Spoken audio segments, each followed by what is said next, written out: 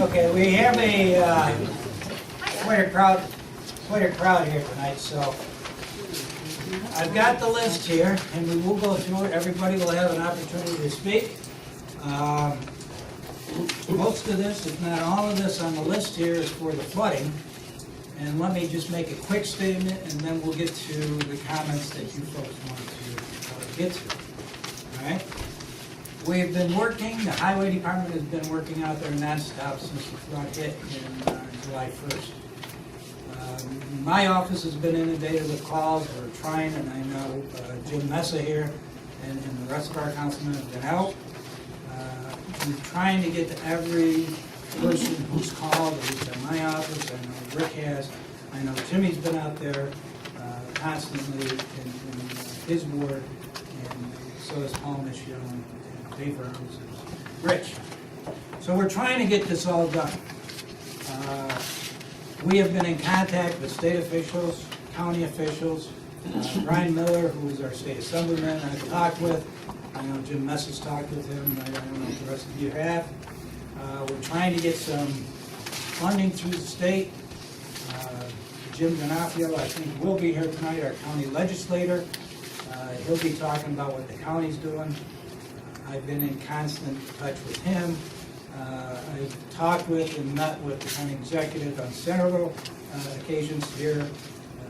They do have some funding that's going to be coming through,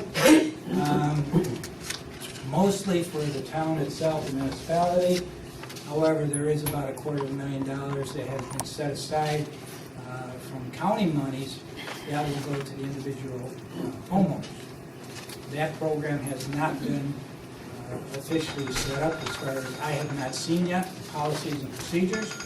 However, for all of you folks,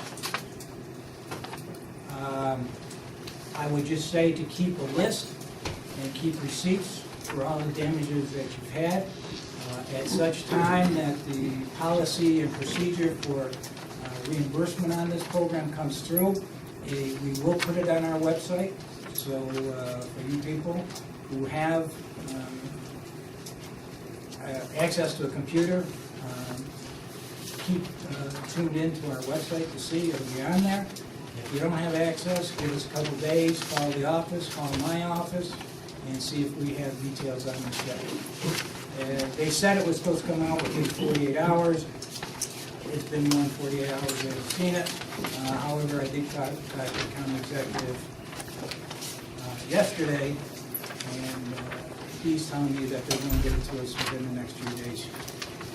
So we have been working, and I know that the highway department has been working, as I said, around the clock. We have a lot of debris that needs to be picked up. However, we have a lot of damage as far as the roads go, sinkholes, etc., which we're trying to get taken care of also. I hate to say we're prioritizing it, but there are some that stand bigger risks of personal and property damage, so those that we're taking care of first. However, we will get to all of you, okay? We are going to, when I talked with for you folks in Chadwick's, which I think a lot of you are, I talked with Chris today, Chris Moran, our foreman for the highway department. We're going to get the dumpsters back out there for all of you people that have some debris that's left over from the flooding. They're out there. Yep. Okay, so they're out there. Feel free to use them, again, for you people that have suffered damages and have stuff that needs to be thrown out. We will leave them there as long as they're being used, okay? Now, that being said, we'll go in an orderly fashion. We'll go as they're listed here in order. And, the first one is Dean Kelly. Thank you very much, Pat and board. I'm here to address and ask questions regarding the drainage study that was done back in 2012.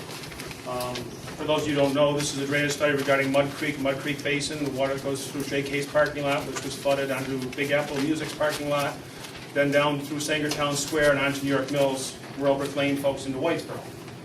Patty, you and I spoke back when this was first introduced back in May of 2013. At that point, you were trying to research some funding for this, the two largest portions of this, which is retention ponds at Presswood Glen and retention pond on Robinson Road, which this report says will significantly reduce the water flow from the Mud Creek corridor down through Sangertown, Yanadassis, and onto Mud Creek, onto Royal Brook Lane, through to Whitesboro. After you and I had that conversation, the county executive, Tony Pacenti, called me in May of 14 and said, we have the funding, we've got $2 to $3 million from the governor's office to put these retention ponds in, and from that I've never heard another word from anybody. So, not sure where the money went to, why this project never got done, but I have two questions for the board tonight. First of all, when are we going to start looking at this seriously and take the action on those retention ponds by Presbyterian Home and by Robinson Road? And number two, another big question is the Sangertown Mall property. Those retention ponds that were put in effect in 1980 were meant to slow the water to the folks down beneath Sangertown Mall. To my knowledge, they've never been dredged. In fact, I'm not even sure they were built correctly. There's no berm in one of those to restrict the water, so it's basically a flow through, so the water hits, JK, Big Apple, goes to those ponds and goes right through to the rest of the folks downstream. So I'm just curious if this board's going to take action against Sangertown Square and demand that those are built correctly and function the way they were originally put in place to do. So that's my question. Well, you had two questions. Two Let me questions. answer the first one first. With regards to the funding, I don't know how to put this and not put a bad light on the county executive. I'm not sure that the funding was in hand. I think the funding was there from the state. I'm not sure it was in hand, okay?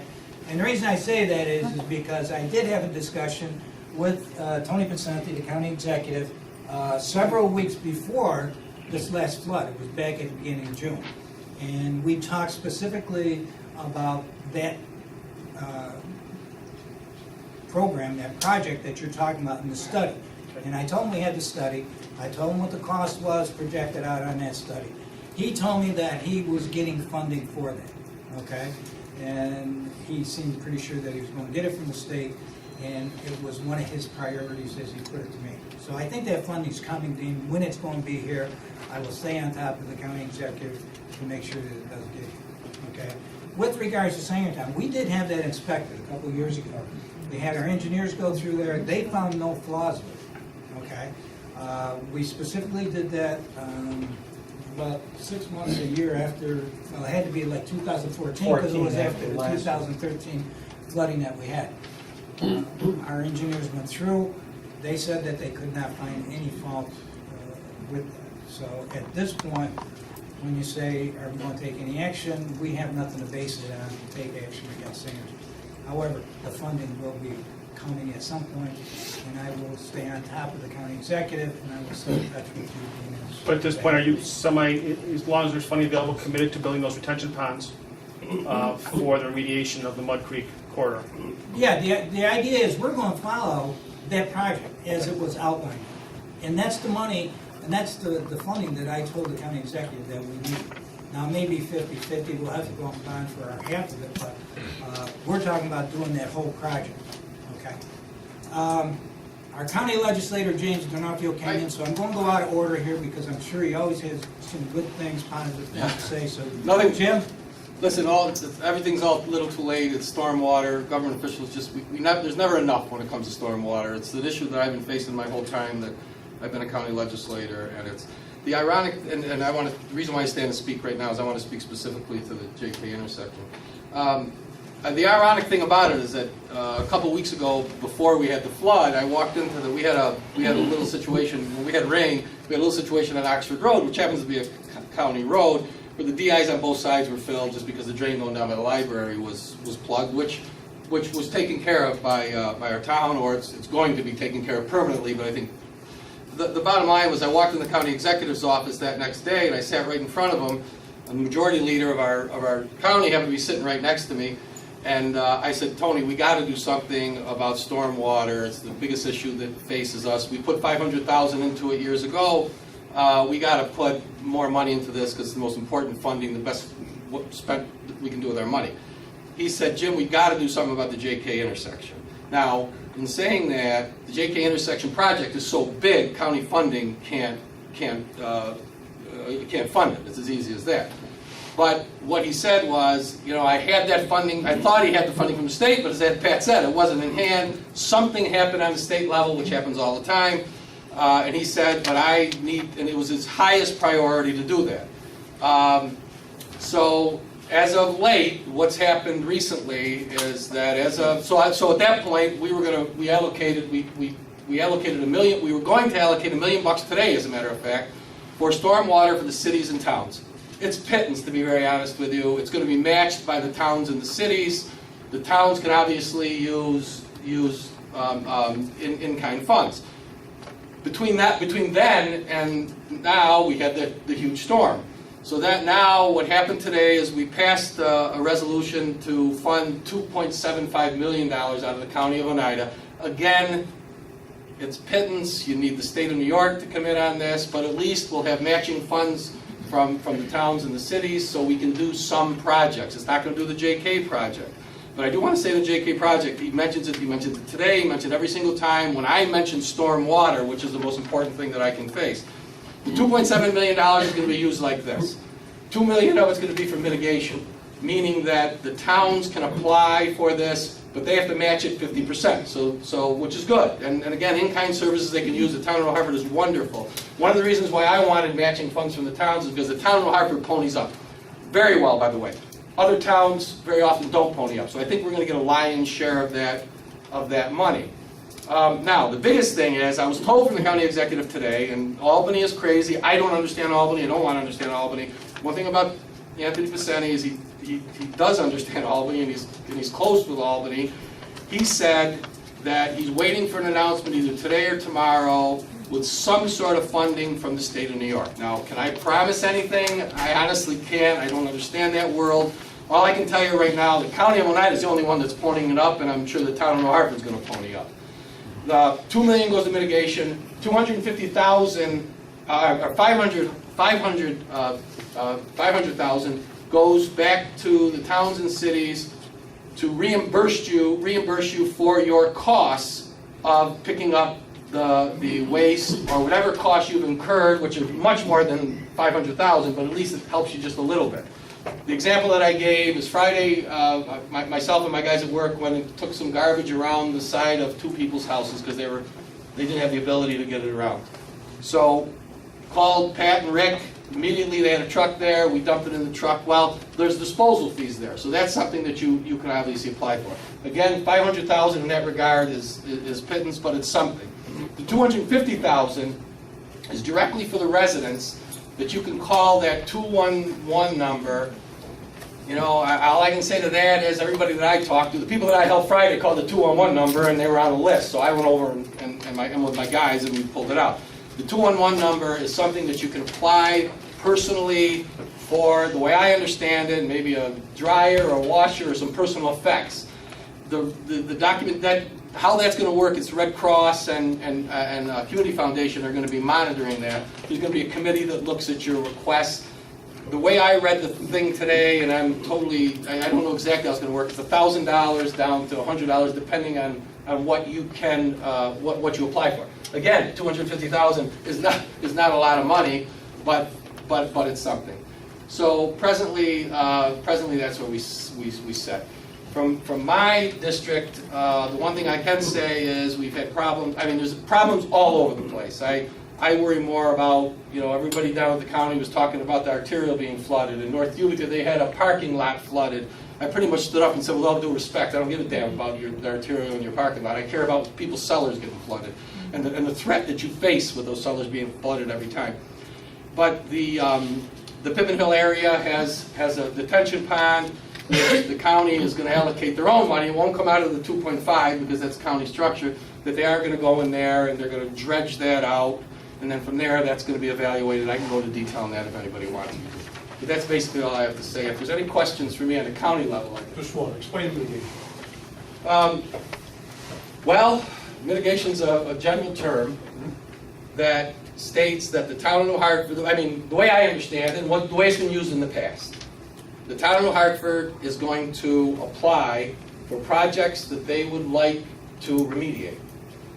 I personally would like to be involved or educated by the town of New Hartford, which they always do. I'm total communication with our town supervisor. Dave Reynolds and I talked the other day. We'll talk often. Jim Messa and I talk all the time.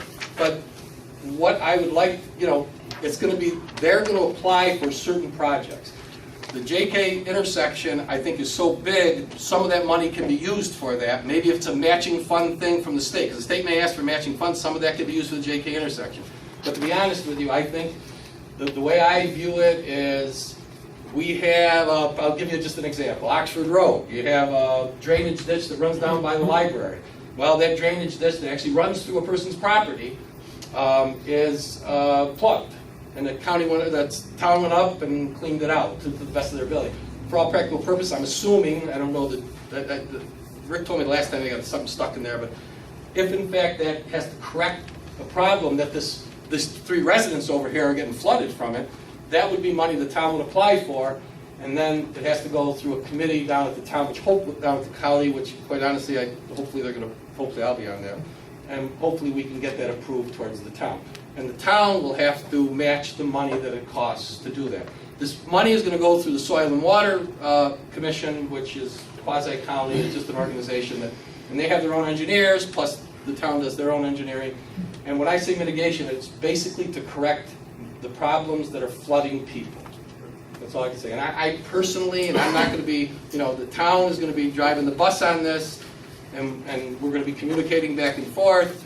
But we know all over this town, different than other towns, different than the rural towns, because we're so heavily populated, because we have hills, that we have problems all over. I would love to see a lot of these little problems corrected. Some problems, as we all know, as everybody's sitting here, can't be corrected. There's places in Whitestown that just get flooded. It's lower in the floodplain. I don't know if it can be corrected, although I don't want to speak out of turn. But there are things with a little bit of money, can be corrected, I feel. And that hopefully is going to save you people from your cellars getting flooded, which is the most important thing. So the town supervisor that I ran into in a rural area, and I won't mention his name, I said to him, I've been a legislator for a long time. It's the most important issue that I face. It's the most important issue that our residents face, except for their health issues. You can't flood people out. It's as easy as that. And he actually looked at me and he said, are you serious? And this guy comes from a way in a rural town. Apparently their water must run into a pasture someplace. Nothing against that, but our water doesn't. So these are things that we have to handle. So that's all I have to say. Any other questions for me? Any other questions for Jim with regards to the county? Listen, I'm not standing here bragging about anything. I'm here with my head in my hand. We had this big press conference. And all the politicians came out there, and the state was there with their FEMA truck and everything. Quite honestly, I don't know what the hell the state's doing, to be honest with you. Right? They got all the lieutenant governor was there. Everybody's governor there. And for the first time in a long time, I stood at that press conference behind the person that grabbed me and said, "You got to stand," only because I believe in storm water. And quite honestly, it was my idea from the beginning, to push this, So I said, they grabbed me and I stood there. When I was standing there, everybody was clapping and everybody was cheering, saying, "Oh God, we got this politician and this politician and all this stuff." I wanted to say, we should be hanging our head here. You know what I'm saying? Although, you do your best with the money that you have, Sorry for my baloney. Thanks, yeah. Sure. Out of the money that's being dedicated to deal with this issue, how much of it is going for preventative measures? That's what mitigation is. Let me finish the question first, please. Instead of retrofitting, because this is the 3rd flood since 2011. Now we're in 2017, and we're dealing with the same issue we dealt with in 2011. So it took 3 floods for us to get to the point to where we better retrofit this. So are we going to have a 4th flood before we say, hey, we got enough to make the project work? Yeah. I'm not trying to be Yeah, no, I jackass. understand. I guess the only thing I can say is you have to communicate at this point with the town, which quite honestly, I think Pat and Rick and these councilmen over here in their districts, and like me, know where some of the areas are, but you have to communicate your problems, and then at that point, we have to see what can be done to fix it the best we can. Is it a town problem, a county problem, or a state problem? Well, the only thing I can tell you is stormwater. I'll let everybody answer that. Stormwater, for all practical purposes, and someone cited me the regulation an engineer cited me the regulation the other day, is for all practical purpose, you know, it's everybody's problem. It's your problem, it's our problem. But for all practical purposes, it's a town issue. But when you have a county, it's a town issue only because they develop, and this isn't, I don't know how else to say it. I'm not throwing you guys under the bus by any means. Sure you are. Yeah, sounds No, like I'm not. I mean, what do you want me to say? What do you want me to say? I mean, and God, you know, I want to tell you something. The town of Hartford's done more with stormwater than any other community that I know of. I'm going to be very honest with you. The town of New Hartford's done a lot. You know, we bonded so much for stormwater. But the bottom line is the nature, you know, the developments and everything. Now, when you have a county road, and if in fact you have a ditch, you have a pipe going under a county road and that's plugged, well, that's a county issue, you know. So, but from a politician standpoint, when you call me, when you have flooding, I don't walk in and say that's a town issue. They don't walk in and say that's a county issue. It's all our issues. We all talk together and we all try to solve it the best we can. That's all I can say. All right, we're going to get back to our list here. Can I just, Dean, Presswick is going forward to put that detention. Dean, I talked to Tony about it. Okay. Yeah, that's good. I mean, That was one of your points. yes. And what has happened is they are now coming forward, they've been approved by the planning board. They're going to demolish one building, they're gonna put up another building, and as part of that plan. That's the Meadows. That's the Meadows. But that's separate from this document. Oh, okay, that's not. That's separate, included in that's, that? Joe Booth said that's part of the codes for them to be able to build that building, is their own retention pond on their own property. Which will further mitigate the downflow for us.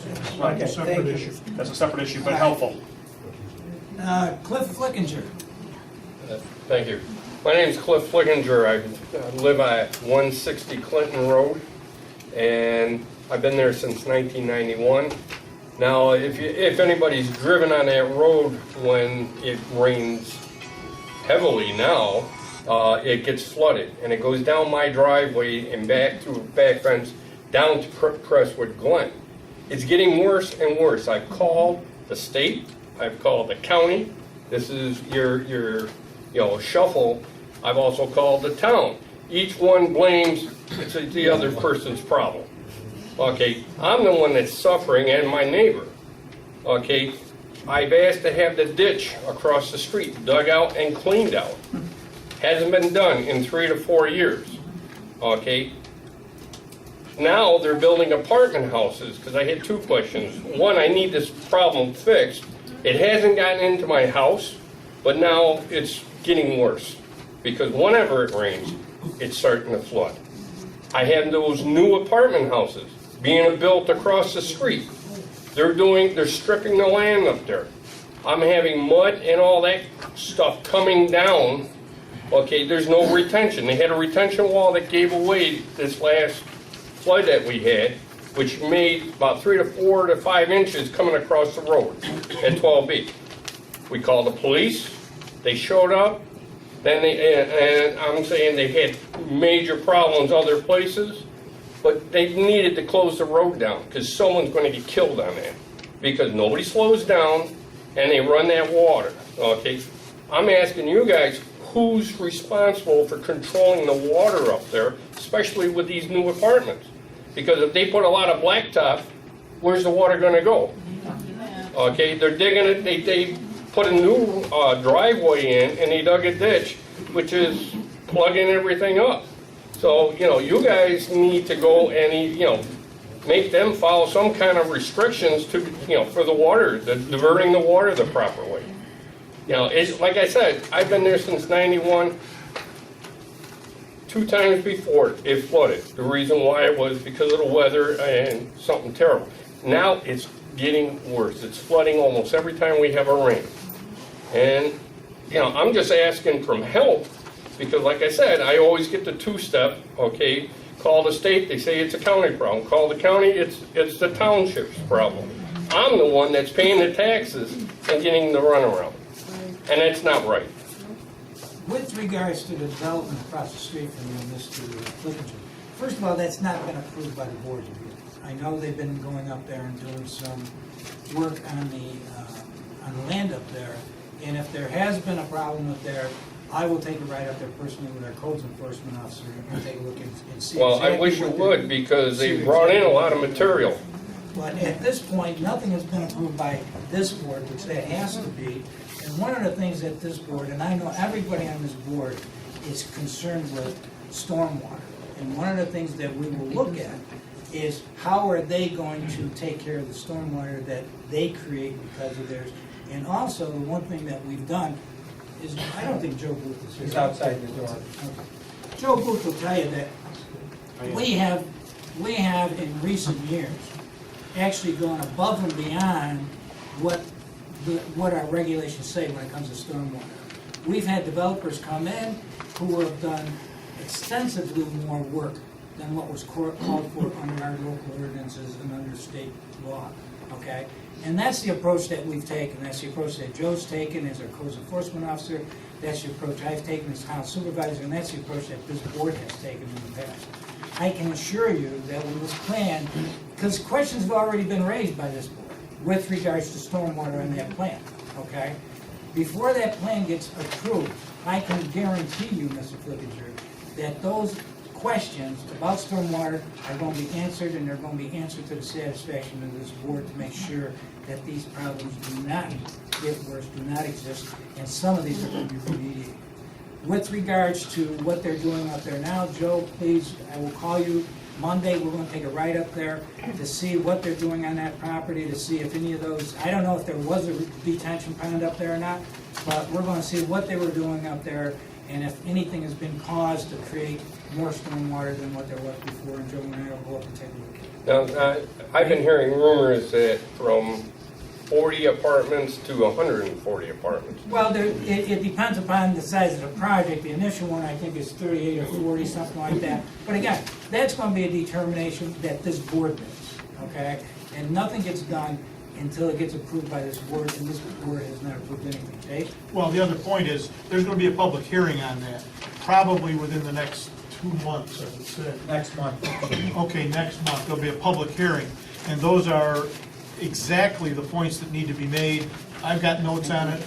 I know the first house on Fawn Crest has been flooded for years. It's an issue, for sure. But there will be a public hearing, and that's where this stuff has to come out. The other point is, I think we have a mechanism in place where if a developer, if this fails 5 years from now, whatever they've proposed, the flood mitigation doesn't work, we have a mechanism in place to go back after them. They can't put it in and walk away. So, we're with you. Make sure it'll be advertised, public hearing, make sure you're here. Can we get one thing taken care of, is the ditches that are existing need to be dug out. When I go up with Joe, I'll take a look at that, and then I'll try to get Chris up there. I know he's busy, but we'll try to get up there and take a look. I'm the One neighbor. more. Let's go in order before, because then everybody will start. I just wanted to, Mr. Flickinger, are you finished? Yes. Okay, and you are? Brian Graziano, sir. Are you on the list? I am, and I just wanted to just touch base on Did you spell your name differently?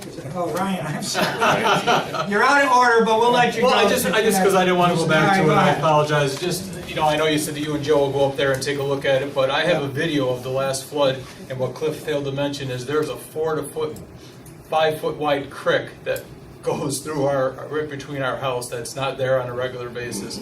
But once it starts to rain, boy, you could run a Could you kayak send down that it. to me? Yes, I will. And just call my secretary, and she'll give you the email address. Okay, I appreciate If you could that. send that to me, I'd appreciate it. And the other thing too is like Cliff mentioned, the safety issue. I mean, there's cars that come barreling down through there, they're hydroplaning. God forbid somebody ever lost control, or it would be deadly. So, but I will send it to you. Thank you. Yeah, thank Hey, you. Pat, real quick, when it comes to, you asked me the question about whether it's county, state, or whatever. When it comes to, and I said stormwater is a town issue because they have the bottom line is when you have a state road, the culverts are state responsibility. When you have a county road, it's county responsibility. For example, Roberts Road happens to be a county road. Right now, if you go up there, there's Jersey barriers all over there because half the road's down there. And then the tributaries going to that would be county responsibility also. So now we do contract with the county contracts with the town to do some culverts and stuff. But in this particular case, that is a state road. So if you have ditches that need to be cleaned, Chris has a great relationship with the county and the state. He just gets on the phone and calls them. Okay, next is Charles Staggs.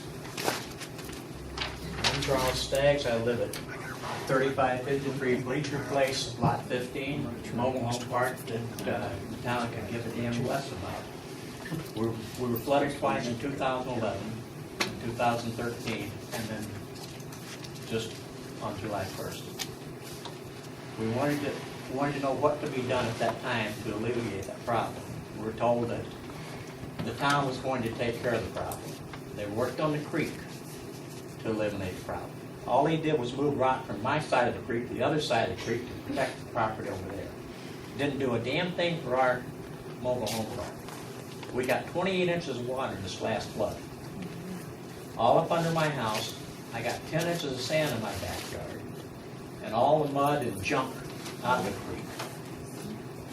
And I want to know what's going to be done about that. We were, as a matter of fact, I was up there after the last one in 2013. We did go up, and we went up, actually, we brought our engineers up there, and one of the things that was determined was that that creek had shifted. And what we did was, because there was a moratorium that the governor put out where we didn't have to go through the permitting problem with DEC, so we immediately got our people in there, and we dredged that creek out with the idea, because the way it was coming down, because there were sandbars, mud bars, whatever you want to call them, forcing that creek to hit against the wall where the mobile home park is, okay? So the idea was, with the engineering, was to, give it an alternate route, so it's not, divert it, so it's not banging against that bank over there. That's what the thought was at the time, and we did that. We changed the course of the creek over there.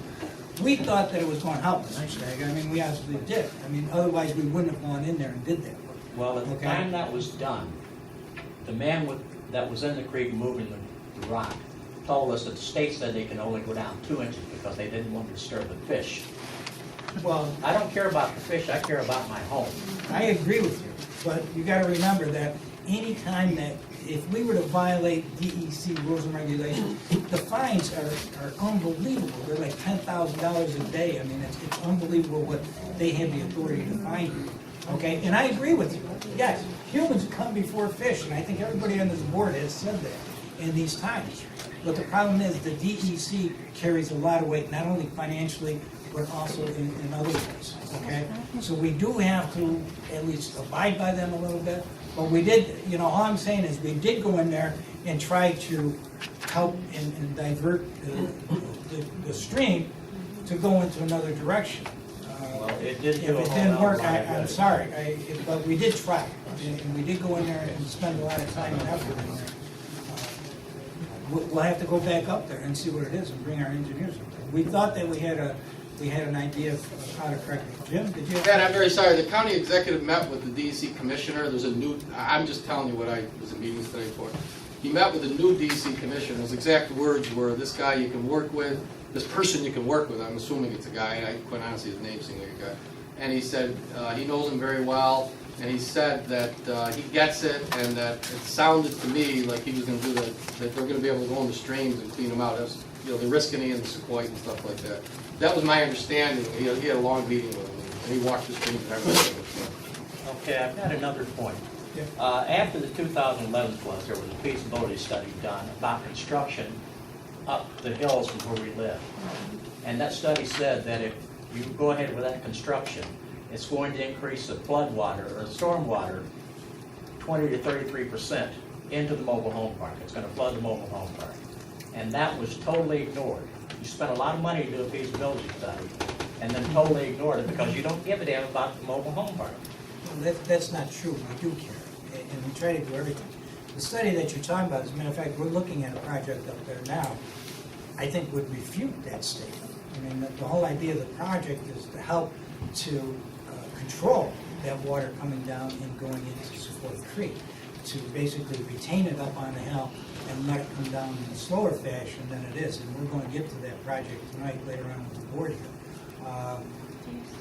We would do nothing that would intentionally direct water that would put more water into Sequoia Creek. I think everybody on this board understands that. I mean, we just wouldn't do it. We know what the problems are with Sequoia Creek, okay? As a matter of fact, the town of Hartford, there's a Sequoia Creek Basin Commission. which the town of Hartford has contributed about, out of the 9 communities that are involved in this, we've contributed about 75% of the funding of that Sequoia Creek case, okay? We know the importance of that, okay? And we know the importance and the problems that you face up there in Chapel. And we would never do a project that would intentionally put more power and more water flow going into Sequoia Creek on a situation like we had a couple weeks ago. Well, I got one final point. With this last flood, all the trees and things that were going down in the creek, right over on Bleacher Place, the town, I'm assuming, cut down a huge tree. It's laying right there by the creek. We're going to get those out.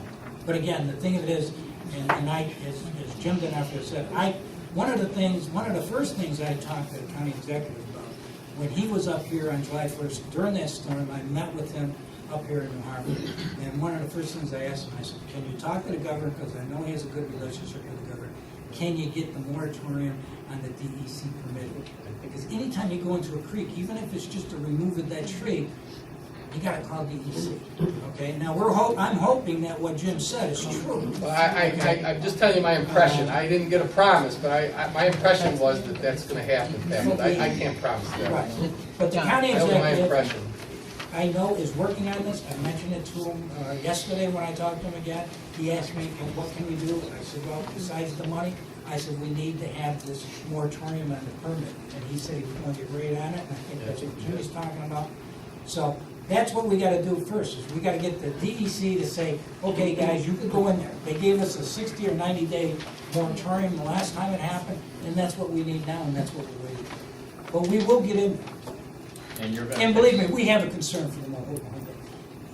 What you're saying is, I don't want to say you're wrong, but it's not true. We do have concern for the mobile home park just as we do all the residents, and we don't neglect it. We're trying to do what we can, and you'll see tonight, we do have a project that I'm going to bring forth with the board, and we're going to get that thing finally moving. Is there any talk about FEMA coming in? The problem with FEMA is there's various levels that you have to hit. Now, on the local level, I think it's around $850,000, which probably we will come close to hitting, if not exactly. But then you also have to hit a state threshold, which is around $250 million, which I doubt that we will even come close to that, because the only part that was hit in New York State is right here in our area. So back in 2013, 2011, the entire state got hit. This time, it was basically us. I mean, even Rome, a fraction of what we got.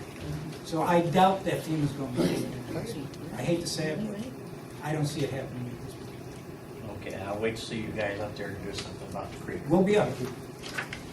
Okay, Judy Cuthbert. You know why I'm here. No, why, Judy? You're not going to shoot me this time, are you? You going to let me up there? No, not this time. Okay, thank you. I had a meeting with Claudia Tenney myself, Okay? and I spoke with her, and I requested the Army Corps of Engineer come in, because for the United Street culvert in the area where the Glen is, because honestly, I think it's above your pay grade. I think it's something that you're not going to be able to look at and deal with, and unless you get $3 to $5 million, I don't believe it can be fixed. Now, I've got, I have a map here from Colgate University. The professor came in today. They've been doing geology studies in the Glen for over 5 years. So, I mean, he's the head of the geology department. He knows, a lot about water and different things. And as he said today, your ponds held, your ponds didn't fail, and your ponds didn't cause the flooding in the town. The culvert failed. If you put a culvert, I don't care what culvert you've got. I have a culvert on my own property that I put in. This is the third time I've flooded at my house. I'm not complaining to you guys about that, my fault. So I'm tearing it out and putting a bridge in. I'm just done with culverts. That's just a thought. I have pictures here that I was going to show to Jim. It shows what's behind my chain link fence, heading for your Oneida Street culvert for the next storm. And I'm here to tell you that if that comes down in a storm, Chadwick's isn't going to be closed for 3 days or 4 days. It's gonna bury most of the houses for a while. The damage up there was incredible. The trees, 90-year-old trees, came right off the banks, roots and all. And honestly, I don't know how you'd ever get them out of the stream bed. When that storm hit, that whole entire runway, that whole creek, all the way up through was cleaned. We did it ourselves. This is way above anything that you're even gonna imagine when you see it. But it's close, a lot of it is close. And what's close is bad enough, but what's at the base of the first pond, it's just even worse. I mean, I've got enough stuff in there probably to bury most of the town. And I don't believe FEMA's coming in. I talked to Kevin Revere today. He doesn't believe that we qualify for this. So basically, I don't see what's ever gonna stop Oneida Street from flooding, you know, unless you put in a bridge. Jim and I have been in discussions with this, and I know you've had discussions with Jim also. What we would like to do, Judy, is to come up and take a look at that and bring our engineers up there. Now, I'm not going to say anything against the Army Corps of Engineers, but Okay. I'm going to tell you something. The minute they brought them in, it took 12 years for Consumer Square to get done because the Army Corps of Engineers went in there. We don't have 12 years to wait for them to make a decision. No, not up in that And one area. we've got very good engineers, believe me. Yeah. I'll stack our engineering firm against any Army Corps of Engineers. Boy, you're gonna need them. Okay? But what we would like to do, and Jim and I talked about this, is we would like to come up next week. Jim will get a hold of you when we could get our engineer down here and just go up with you and see exactly what you're talking about. Right. Okay? In that way, we can make a determination and recommendations to you as to what we could do, et cetera, and go from there. All right, now, the other thing is, and I've said this for 4 years now, you've got to do something, you've got to start listening to me, I'm not a dumb female. You have left, you don't have any regulations on logging, guys. I mean, come on. I had 5 neighbors around my ponds log. Do you think that helped the situation here? You've got treetops up there everywhere, thousands of them. It's incredible. Me, I don't believe in logging, but gee, I mean, what am I told Rick Sherman, I said, I'm going to tell you what, you know, because he says, well, we can't go on private property. Okay, you don't want to go on private property. Okay, so here's what I'm going to do. I'm going to log 65 acres on the hill. I'm going to become a very wealthy lady from logging. And then, after it's all done and I've got my money, I'm going to stop paying my property taxes on that piece of property, and you guys can have it. It's no longer private property. Do we want that? I know you don't. Can we give you a call so we can come up? Yeah, see you next week. Okay, Jimmy, I'll give you a call. And as soon as we get a call from our engineer, Jimmy. Okay. And by the way, you know that's how the Adirondack Park got started, because of exactly what you said. You log it, you let it go for taxes. That's how that started. Well, guys, okay. So we might start our own park. Okay, Ann Farley. Hi, it's Ann Feldy. Feldy, I'm sorry. That's okay. And I live at 9278 Grange Hill Road. And it's been an eventful week for everyone. A couple of concerns that I had initially have been taken care of, and I would like to express my thanks to the town because what I thought was going to be a runway to hell has been converted into at least I got a chance now. There was a landslide that kind of occurred, I guess a landslide or a mudslide, where the water from somebody's property, I'm not sure who, on the other side of Steve Markosha's property, kind of all flew down into where my property is. So it's pretty much been cleared out to the best of their ability, so I thank Chris Moran for what, I don't know how he got there, because I went down to talk to anybody that would listen to me for about the 3rd or 4th time.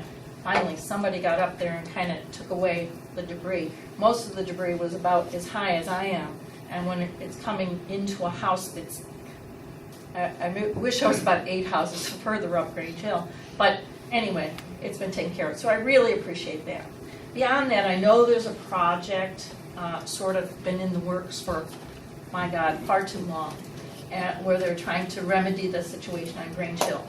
Again, I thank you for that, and I urge you to act very intelligently and expeditiously in order to clear up that problem. Because what's happening now is that the other side of the hill is becoming impacted. That was not the case in the other incidences. There's a large number of businesses, a large number of people make their living, independent business owners, and we've actually been talking. A lot of us have a lot of information, some helpful things that may assist you. Believe me, many of us would like to share with you what we know about the water cascading down the hill and the rocks and everything else. You know, I look at it, I was able to remedy my situation last time after I took on 5.5 feet of water in my cellar. We did some things to expedite that were legal and that I paid for myself. I haven't taken on water the last 6 times. Other people have. So there are things we can do together if we work together. So I know my neighbors are more than willing to be of help in any way to try and expedite the project. So thank you, and that's all I have to say. Mary Skorolski. Skorolski? I can't. Mary? Oh, Mary. Thank you. Thank you for having me. After this kind of took act to follow, I'm here actually to try to eliminate some of this kind of thing from happening. I live on Schlosser Ave, between Goff Ave and Wilbur Road. There is a bridge on Goff Ave, a bridge on Wilbur Road. Work was done on both of them. But there was no test, because we really didn't have the good storm that we had this time.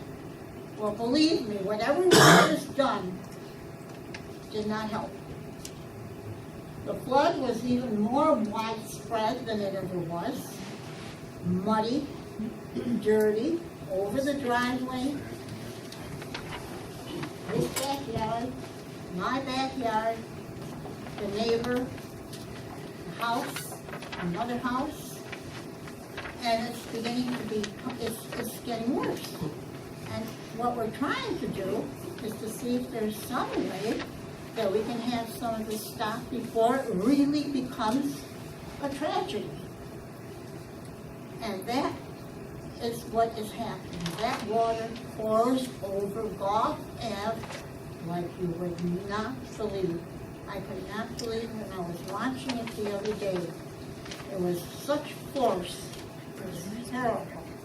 And then a great big puddle forms on the bottom of Utica Mutual, the land, and it stays there for God knows how long. Doesn't matter if the mosquitoes, the bugs, and whatever gather around it, because it's there. And then there's another flood comes. There's that water. It's filling up again, pouring over Goff Ave, over Wilbur Road. And actually, that's all I've got to say. Thank you. Tom? I probably don't agree with Judy on much at all, but the one thing I do agree with her with, that culvert underneath the 9th Street is just too narrow.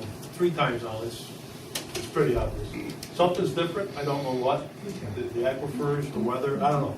But there's a lot more water that comes through there now, and it just can't handle it. Every time this happens, it eats away at the banks up there where she lives and exposes the roots. And then now them trees are gonna die, and where are they gonna go? Everything's gonna just keep on piling up. So I just ask that you take into consideration when you do that study, to please look into widening that whole stream and culvert. All the flooding in Chadwick has nothing to do with this Quake Week. From my house, it's all from that Glen Creek. It's not this Quake Week, it's that Glen Creek that pulls up on the 9th Street and just goes right down the 9th Street into all these homes. I'll just ask for consideration to look into widening that. One of the reasons why Jimmy and I are going up there. Okay. All right, Donald Wood. How's it going? So I live at 9th Street in Chadwick's. We got hit again, as we talked about earlier. I guess I'm going to switch the gears because I kind of got my opinion out there. Looking at what we're going through, and with the whole retrofitting, I hear people complaining all over. Is there any kind of reassurance that we can get from the board members of accountability? I hear projects are happening, we're gonna do this, we're gonna do that. Is there anything that you can ensure the voters, the people that are trusting you to handle the issues that we're facing every 3 years to actually get completed? I mean, I really am asking because trying to sell your house in this is torture. Financial services that we've gotten in the past has done nothing but drain our savings account. And once again, we're flooded. Savings are gonna go bye-bye so that we can possibly have heat in the winter for our kids.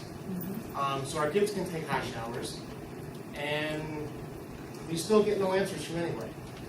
So I guess my question really is about accountability. At what point can we really hold our representatives that we put in office accountable for the issues that the town, the county members, and people who live in New York State are facing? I don't agree with what you said earlier. I apologize for not agreeing with you. No, that's fine. The answer is it's an everybody issue. It's not, oh, well, the town should have to apply for money so that the county can approve it. It should be that, okay, the town just got boned hard, and the county and the state should step in to assist these towns. I mean, City of Utica, I literally watched them redo roads for the Boilermaker while people still had stuff in their yards where their kids can't go play. And I understand the importance of the Boilermaker, about how it brings in revenue, and that revenue is very important. But so is it the people who live in these communities. And my question really is about accountability, and what level of assurance can we get tonight that what you guys are saying is actually going to happen? I've heard responses such as, call my secretary. I've heard responses of a lot of next week. It's Wednesday, gentlemen. We still have Thursday and Friday that are in our work week. And we have people here that need assistance in trying to get back to a normalcy in life. And I don't know if you guys hold it as serious as the people sitting in this room. And that's just what my question is again, I'm going to say it again, accountability. Is there a level of accountability you guys can give us? And the one thing I will say, James Mesa, thank you. He did show up at my doorstep. He made sure that the people on our street that he did talk to got what he could provide. So for that, me and my family do thank you for that. And he does answer his phone. I can assure you that there is going to be a proposal brought to the board tonight to get that project going, the one that we've been working on for about 1.5 years here, which is the Grange Hill project. It's a viable proposal that I'll be bringing to the board later on. So I would expect that we would be beginning that project shortly. Okay? In response to that, sir, can I ask another question for follow-up then? Go ahead. Would it be okay if we show up here every board meeting and get updates? You can show up at every board meeting, that's fine, or you could call my office Because and the ask for gentleman who updates. Call left Jim earlier Messer and ask said for something about 2011, that he asked about the Center Town Square and the JK project. He got an answer, financial and financing and stuff. And I see on your itinerary you track minutes. Is there any way you guys can put that up on a website where you track the minutes? It is, of what they are. They're on the website? Because, I mean, I think that's something important that we kind of see, you know, that we're really staying active the topics.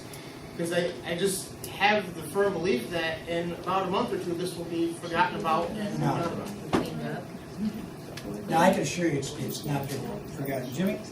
Just want to make a point, because I think a lot of people in this audience may not realize, but these folks did lose a lot. I believe his wife lost his car during the storm, which is probably the first one that I heard of.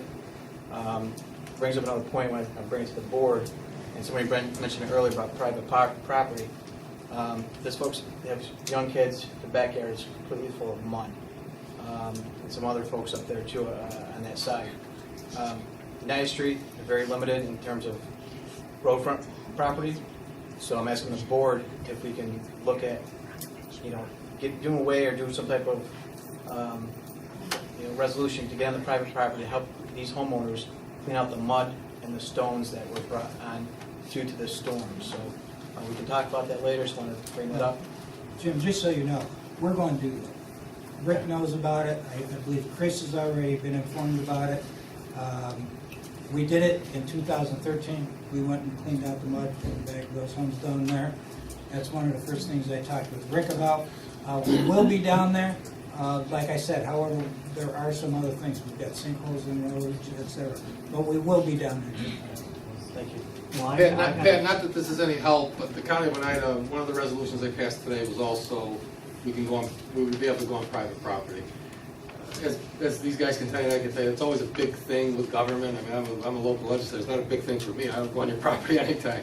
But with government, it's a big thing, and you guys gotta pass a resolution, you're gonna do that. The county of Oneida just passed one also today, so. I got a question about that. Whoa, we're going to stay in order. I've already spoken, it's I on the know. same issue. That's why we're going to stay in order. Okay. Okay? Gene and Ken Driscoll. Ken Driscoll, live at 3325 Oneida Street, Chandler. I presented some stuff here back in, I think, the 13th slide, showed pictures of culverts and things that needed to be repaired. No action has been taking place on any of that. We've done a lot at the top of K Circle, which looks very good, incidentally. Nice job up there. Of course, that's on private property, so I don't know what you do about your resolution. So, are you going to go on the private property? Are you going to pass a resolution that allows you to do that? We've already been on private property. I know you have. You To have. help clean up some of these areas, and as Jimmy was talking with the mud, et cetera, et cetera.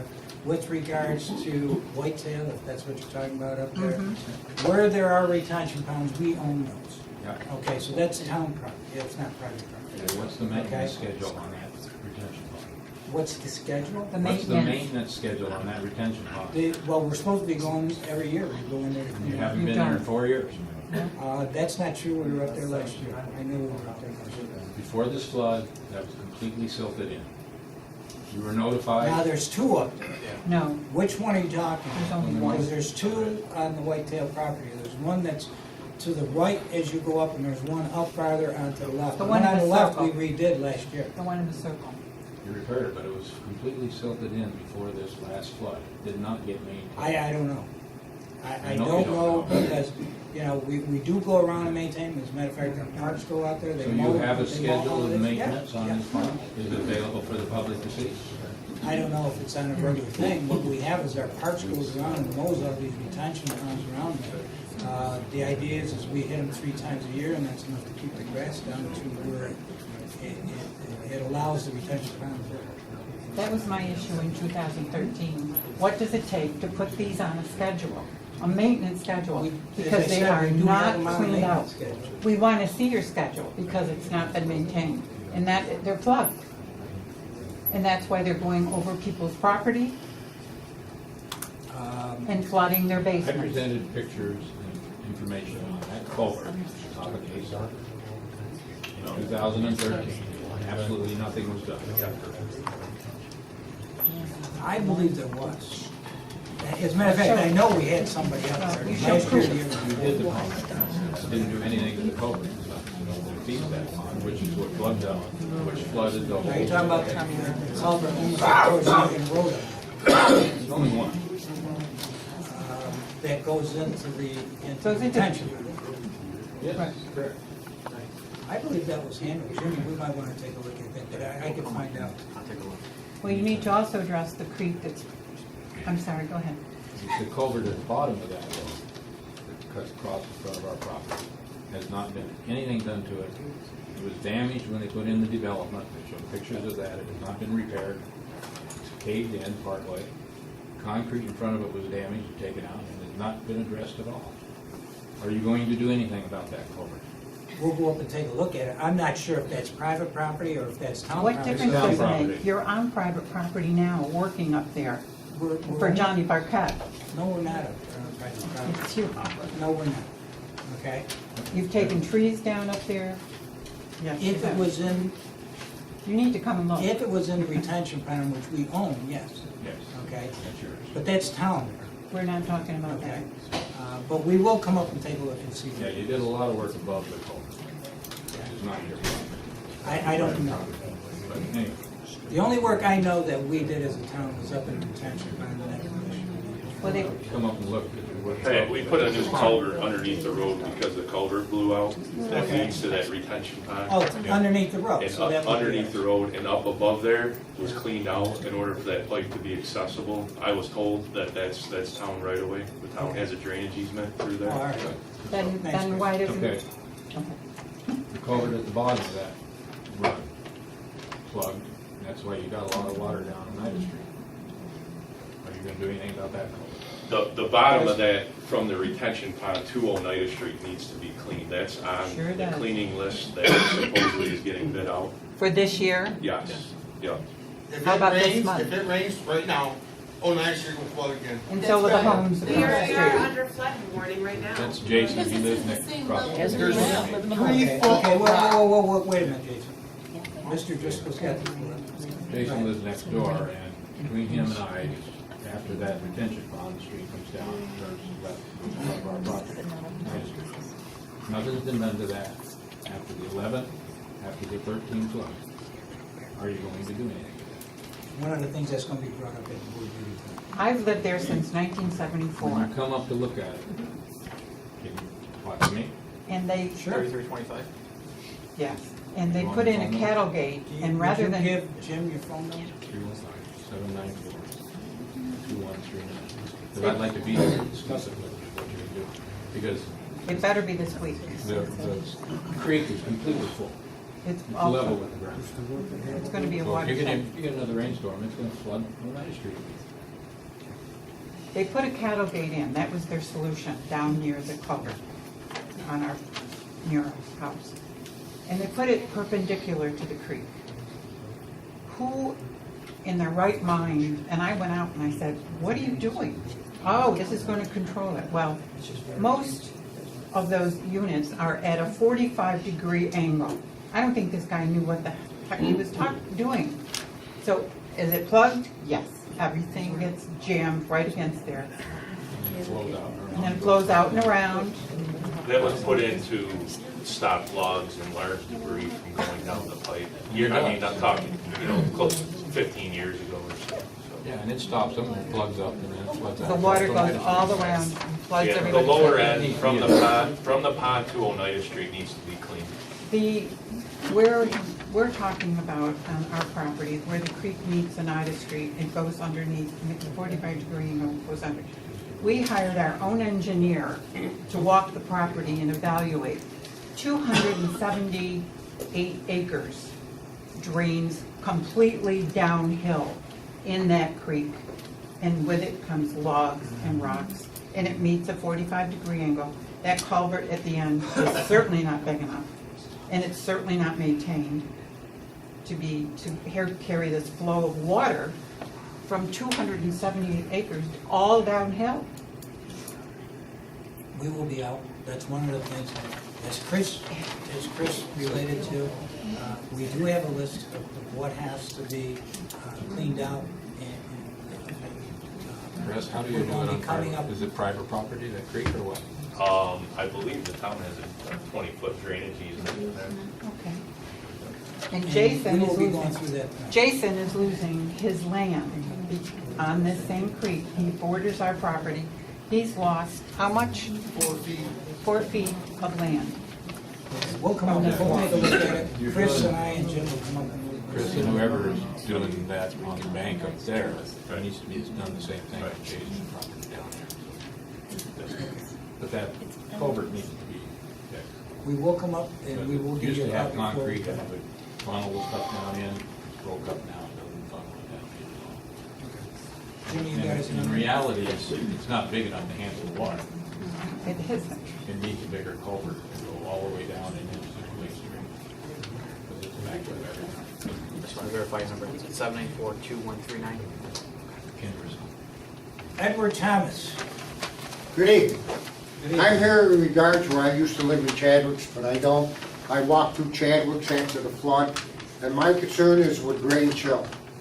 I took a walk up to Grange Hill, up over the hill the last time we had the flood. The way the land and everything's being washed down, everything's coming downhill.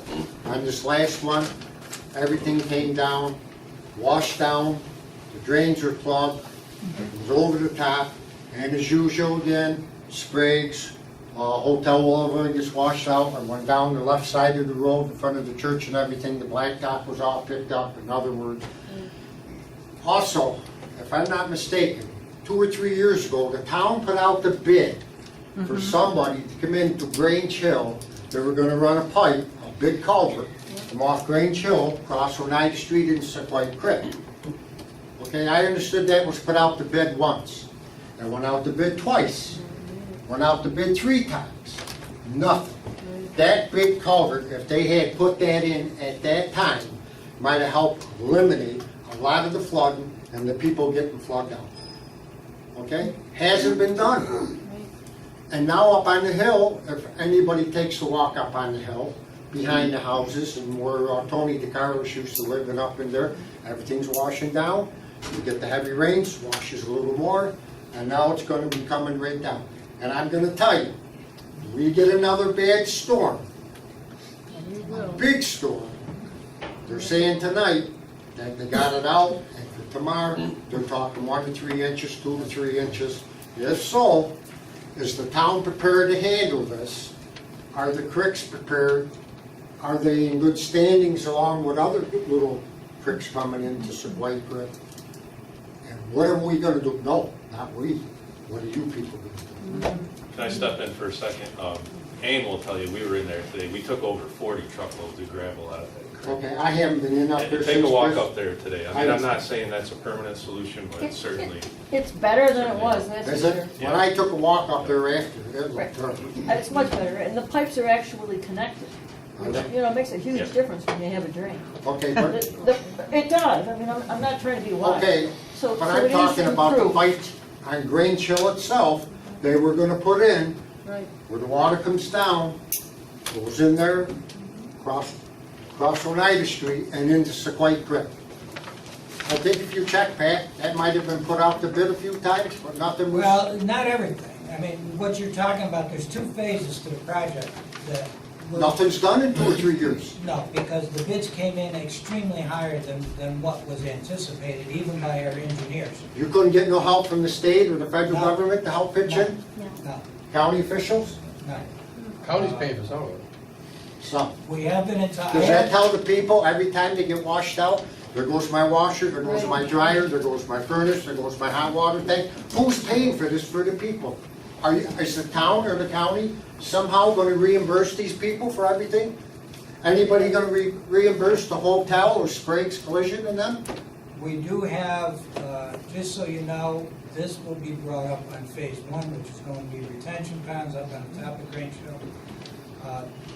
Then we're going to move forward with the bottom of Grange Hill, which is what you're talking about, funneling that water out to the creek. Let me just say what the county did, and the county is going to give us money for Grange Hill, okay? To the tune of about $100,000, it's going to be matching. That's going to cost us even a lot more than that. But the county has come in with money, and Jimmy D'Onofrio was a big part of getting us some of that funding, so. Okay, I got one more thing, my friend. Pardon me? May I, one more? Go ahead. Okay, now the people that got washed out with their washers, dryers, heaters, furnaces and stuff, are they gonna be reimbursed through the state or the county, or they're on their own, or what? Are they gonna get some kind of help to get things back on? Well, the county does have that program. How much that will cover, I don't know. Yeah. Which is what Jim talked about. Yeah, but I'm saying from the people from up above Elm Street, where the water comes across the creek, runs and then goes down into these other houses, when they come off of Grange Hill and go down Oneida Street, and floods them all out. And I understand that the water coming off the Glen is what caused all the problem from the north part of Bleacher Ave, the Glen down.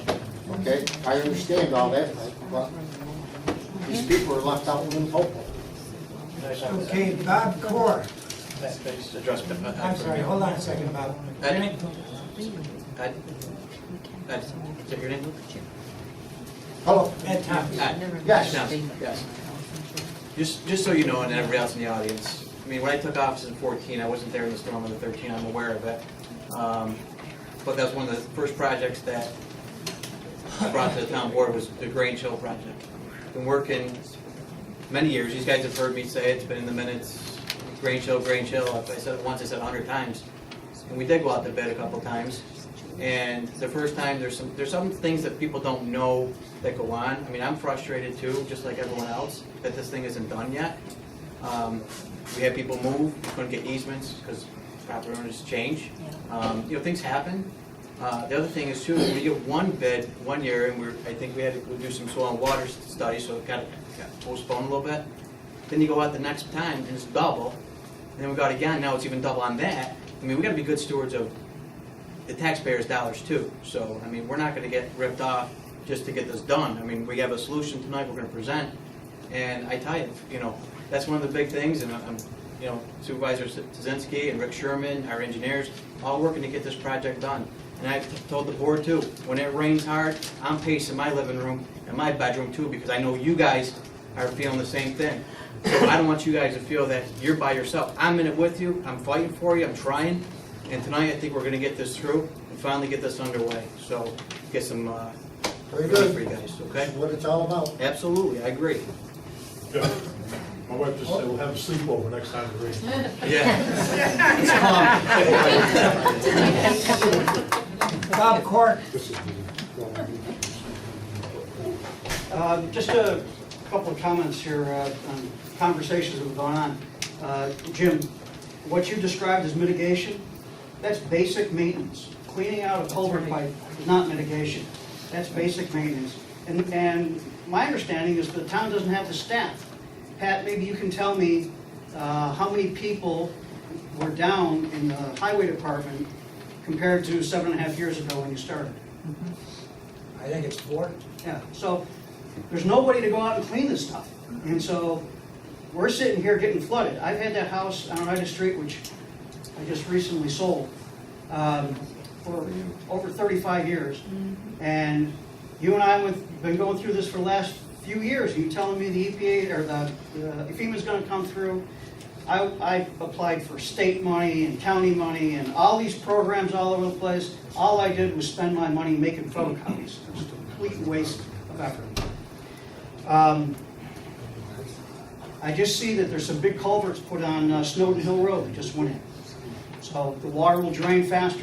That's not the solution, gentlemen. We don't want the water coming down the hill faster. We want to hold it on the hill and let it come down slowly so that the creek can take care of it. So you can put all the culverts you want under the road, but if the water's got no place to go, it's going to back up in people's cellars. A guy who lives across the street from me, he had a conversation with some people a few years ago where he offered part of his land as a detention pond to hold some of that stormwater up there. You know, 20 years ago, the EPA came out with regulations on stormwater. It's got to be held on property. Now, I'm sure you guys all know that. We're talking about developments here. But properties that have been in before that, all of that land up there where I live up on the top of Grange Hill,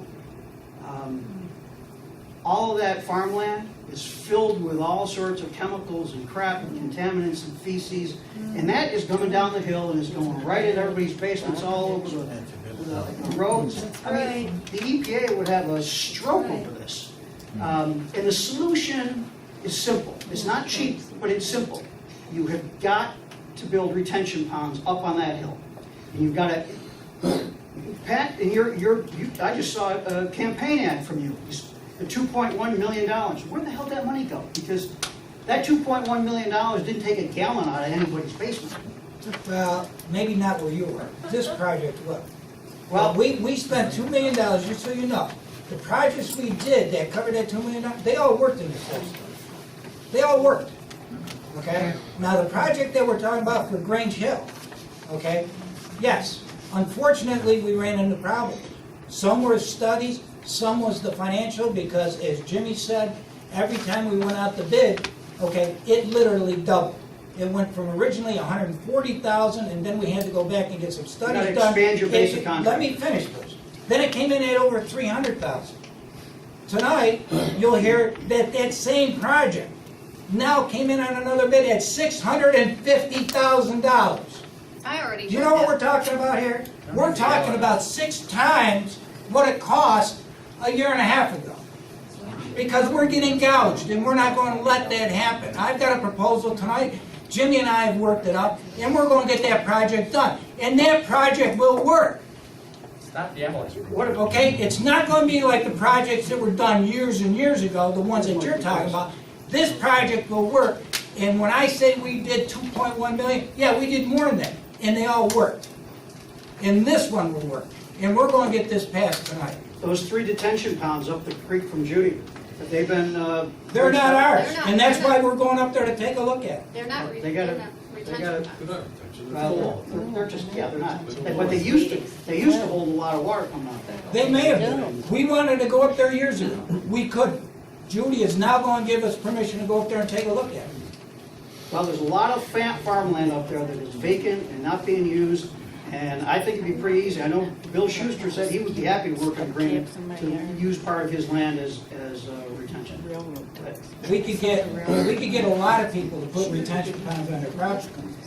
The problem is, it costs money, okay? And you gotta. We're paying for it every year. And it costs a lot of money. I know it. Chadwick's is the low rent district, so the money No, goes someplace else. that's got nothing to do with it. Well, If that was the case, Pat, we wouldn't be the talking about simple- Branch Hill The tonight. simple thing, Pat, is it just hasn't been done. And I No, but you're going to see it's going to happen tonight. Well, you know, I don't know, I've been hearing that 7.5 years I've been listening to it. And that was just since you've been here. I heard it for 10 years before that. You know, 30 years ago, it Stay was tonight, very and minor you'll see problems the there. proposal that comes up, and I'd be very surprised if the board doesn't go along with it. Well, that's great. Here's another thing the board ought to do. I just heard talk about the minutes being up on your website. Yes. Any of you guys looked at the website? Yes. Yes. Yeah, I think the last minutes were up for 5 years ago or something. The No, they were- website's that's not way true. behind. Now, once the board Take a look. passes, just take it out. We're throwing out a lot of things that aren't true here. Once the board passes the board minutes, they go up on the website. Well, I looked and I didn't see any minutes. I mean, Well, they're anything there. recent. So look. All right, Kenneth, I can't read the last name, is it Empey? It's Empey. Empey? Yeah, thank you very much. I live at 3421 Oneida Street in Chadwick. Just, there's Marabito, and there's Marcocious, and then there's my place. We've talked about Grange Hill projects going on there. It sounds, from some of the conversations I've heard tonight from other people in Chadwick, that maintenance seems to be a big issue. And I know that's why we suffered this the last 2 times on my property, is just the culverts overflow.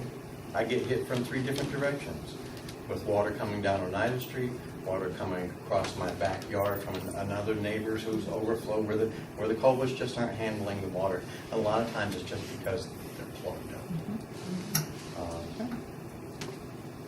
It'd be great if there was a maintenance schedule. Mr. Driscoll kind of brought that up. And that's all I have to say. Thank you. Stephanie Sheridan. Is it Sheridan or Shaheen? I'm sorry. It's Sheehan. Sheehan. Right, Pat, I was gonna commend you on your civil behavior, but you blew it a few minutes ago. Thank you, Stephanie. I do have a question to her, and it's Well, concerning this is a public presentation and I want it in the section. minutes of the meeting. Sure. Have you forwarded the notice of claim on my behalf to Travelers yet? Yeah, that's a matter in litigation. Gail would forward it as soon as... It's not in litigation. Well, a notice of claim gives you the right to commence litigation. But it hasn't started, has it? Ma'am, I'm trying to answer the question. You've served a notice of claim. It's been forwarded to our insurance company. I spoke at length with our insurance company yesterday. I returned your call and left you a message. Unfortunately, I did not speak to you. And that's where it stands. It's in the hands of our insurance company. The insurance company denies it as of 2 hours ago. I talked to Tanya for 15 minutes yesterday. Denies what? Denies having received it. I think if you gave it to Gail and whatever I had was forwarded to them, and I've confirmed that with them. I'll be happy to call them again tomorrow to Thank make sure you. they have it. Thank you. Tim Quinn. Hi, everybody. I'm at 3435 Oneida Street, like a lot of these other people here, and, you know, we've all obviously been through this before, but what we've been noticing a lot too is a land erosion has been really, really bad on the property. The mucky silt, I mean, it's really changed the complexion of my property, and I'm sure a lot of other people. Mine's probably mostly in Don's yard, you know, I mean, it's just what's going on. We've had, you know, we've been real proactive, my wife and I, since the last flood. We have a tenant, we mounted our furnaces on the ceiling, which works. We've gone to a tankless water system, which also works. Of course, the basement still gets flooded, but at least it's not a big deal there. But now, we've had 2 driveways that have completely washed out, and we don't know what to do. I mean, as far as this river that's basically flowing down, you know, off the hill. And like I say, if these people are talking about retention ponds that are going to work or whatever, I think we should really consider it, because it's not going to get any better. Thank you. Deborah Quinn. Hi, my name is Deborah Murray Quinn, and I live at 3435 Oneida Street in Chadwicks.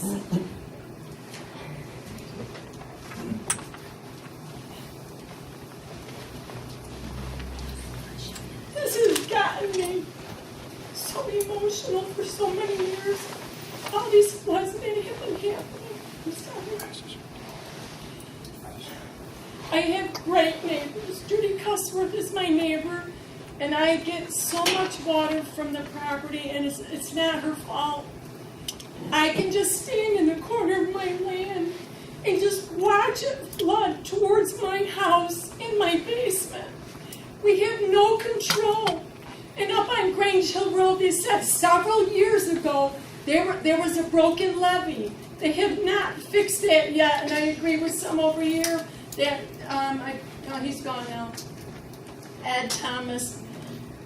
We have to have levees fixed. If rock is not going to hold it, we need to get metal. I don't know what to do. I'm not an engineer. I just live where I'm so tired. I am up to here with floods. It's bothered me that much. And we are still shoveling silt, animal dung out of our basement. It's got to stop. Somebody has to do something. I'm just saying with excitability in my voice, because this has got to stop.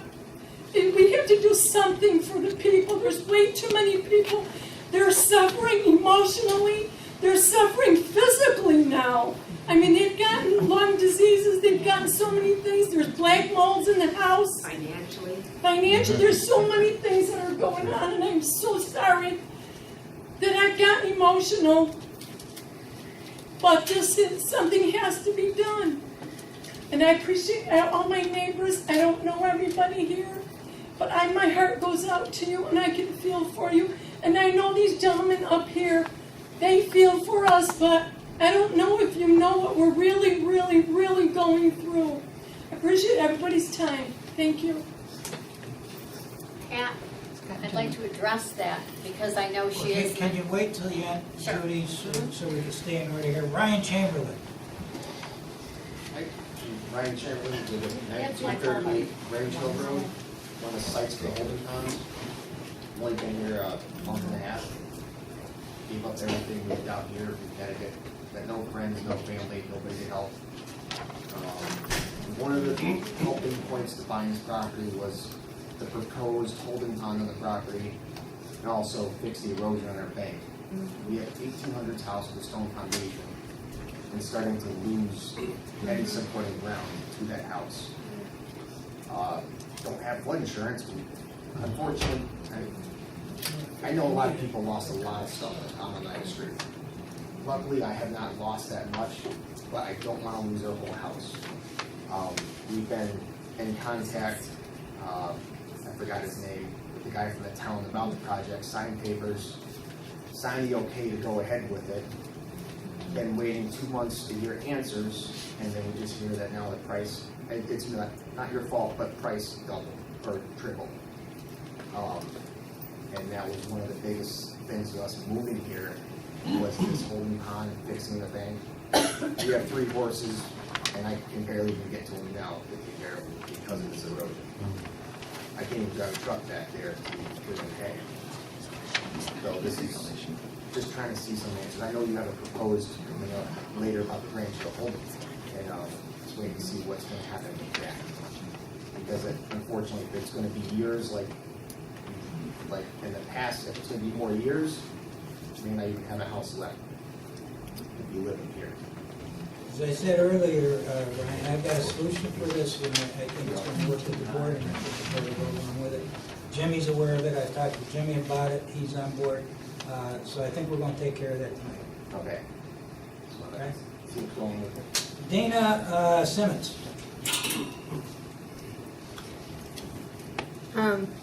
I live at 4 Cascade Drive, New Hartford, off of Valley View. The reservoir is across the street from my home. I cannot get out of my house on July 1st. I have 3 small children. There is a bridge that goes over a culvert in my driveway that is now cracked. The road is cracked. The bridge between my neighbor's house and my house where all the water collects and going under the bridge was destroyed. My husband has spoke to Rick Sherman, and he has not been nice, and I apologize for that, but we've gotten nobody to calm down and even see it since it happened. I have video on my phone. I have probably 150 pictures because I was standing in my front yard, not able to go anywhere. My neighbor was trying to bring a shop vac over and couldn't find my driveway. It was coming from all directions on my property. Like the gentleman said there, my kids cannot even play in the yard because it's just mud and muck. I had 28 inches of water. The day of the flood, the contractors were there digging out from Cascade Drive to the reservoir, and the young guy saw the water coming over the bridge in my driveway, and as I was standing there, he said, "Do you have a pump?" I said, "I have 3. It's not helping." He goes, "We have a portable one. When the water recedes, I'll help you." I was like an hour before he could even get over the driveway as the water is filling up in my basement, and I'm standing at the top of my stairs looking at the water just come up. There was nothing to be done. He came in, they pumped us out, and an hour later, more rain came. 3 times. The basement just filled up that day. Finally, I just said, just leave it. Just come upstairs and just don't even try to do anything anymore. Just let's go. My mother-in-law called me. She lives in South Utica, and she says, "I'll come get you." I said, "Mom, don't come get me. You cannot get even down my block." I said, "You can't get down my block, and you can't get over my driveway. I cannot be able to get off my property for you to drive your car near my house. Something has to be done." I mean, I don't know any of the logistics. I'm not going to try to even speak to, but I do know the culverts do need to be cleaned out. I do know that somebody needs to come and take a look. I know Rick was looking into who built the bridge on my driveway, but it is cracked now, and we were lucky enough to have ABC ChemDry come the next day to help us clean up the mess and the water. They didn't want to drive their trucks on my driveway because they were like, "Is this even safe?" The roads are eroding. We're losing part of our property as well because the culvert keeps it just being flooded over. Clearly, you could tell I'm not from here. I moved here 6 years ago in 2011, and this is I've lost count how many times I've had water in my basement. I mean, like somebody else said, we've learned our lesson. We don't keep anything meaningful down there, but I do have, you know, my children's toys down there. I have a washer and dryer, or, you know, I don't know what else to do. I won't be able to sell my house. Do you have any kind of a survey of your property that shows your front property line? I don't know. And you don't know who put the pipes in? I don't. I've been living there for 6 years. The prior people lived there for 13. The house was built in 1985. I mean, I don't. Joe, if it was built in 85, there would have been a building permit issued. Can you get a copy of that? I mean, ma'am, what's your phone number? It's 631-335-6343. Okay. I'll take a look at the building permit application and try and give you some input. Just to interject for a second, we had an excavator down there at the height of the storm trying to clear that out. The outlet to that creek leads into the reservoirs, and we cleaned that once before and got in some trouble with Mohawk Valley Water Authority because they feel from the Valley View, the old Valley View dump site, that still may be contaminated coming underneath the roadway there. But they did give us the okay, though that is supposed to go around the reservoirs, but in a height of a flood it doesn't. It ends up in the reservoirs. So that is on our list of jobs to bid out for contractors to take care of. Can that problem be solved? Yes, if they, I mean, the pipes on the road need to be cleaned. There's a head wall missing. I mean, it's a large project. Is the bridge in our right of way, or? No, the bridge is actually in their driveway. I mean, the water actually, the bridge is off of the right of way. I don't know if years ago maybe something was done that the town took ownership of that bridge. I don't know that, but it's not on the right of way. But in order to clean her ditch, we have to get on that bridge. And we've been, the previous owner, we were up in there a few times cleaning in front of their property and where the ditch begins there. Thank you. Yep. I'd like to add something to that, because your neighbor to the left of you actually called me, and I stopped up there and looked at it. And the biggest problem that we have, and I proposed to Rick, was we need a steel metal bridge in that street.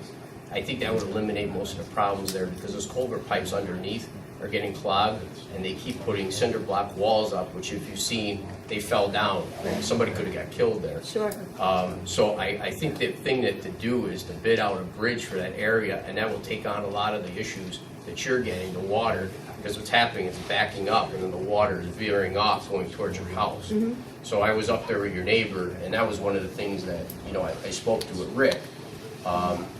One of the problems that I spoke with Rick is the manpower. He doesn't have the manpower to go up there and get those things cleaned out all the time. So I think a bridge is what's going to help there and alleviate it going forward. But if we just go put more culvert pipes and, you know, try to put some cinder block walls up, the next flood, it's just going to keep caving in. So I think we're putting a Band-Aid on a big wound, and, you know, that's something that we have to look at, I think, as a board, and just get it done right the first time.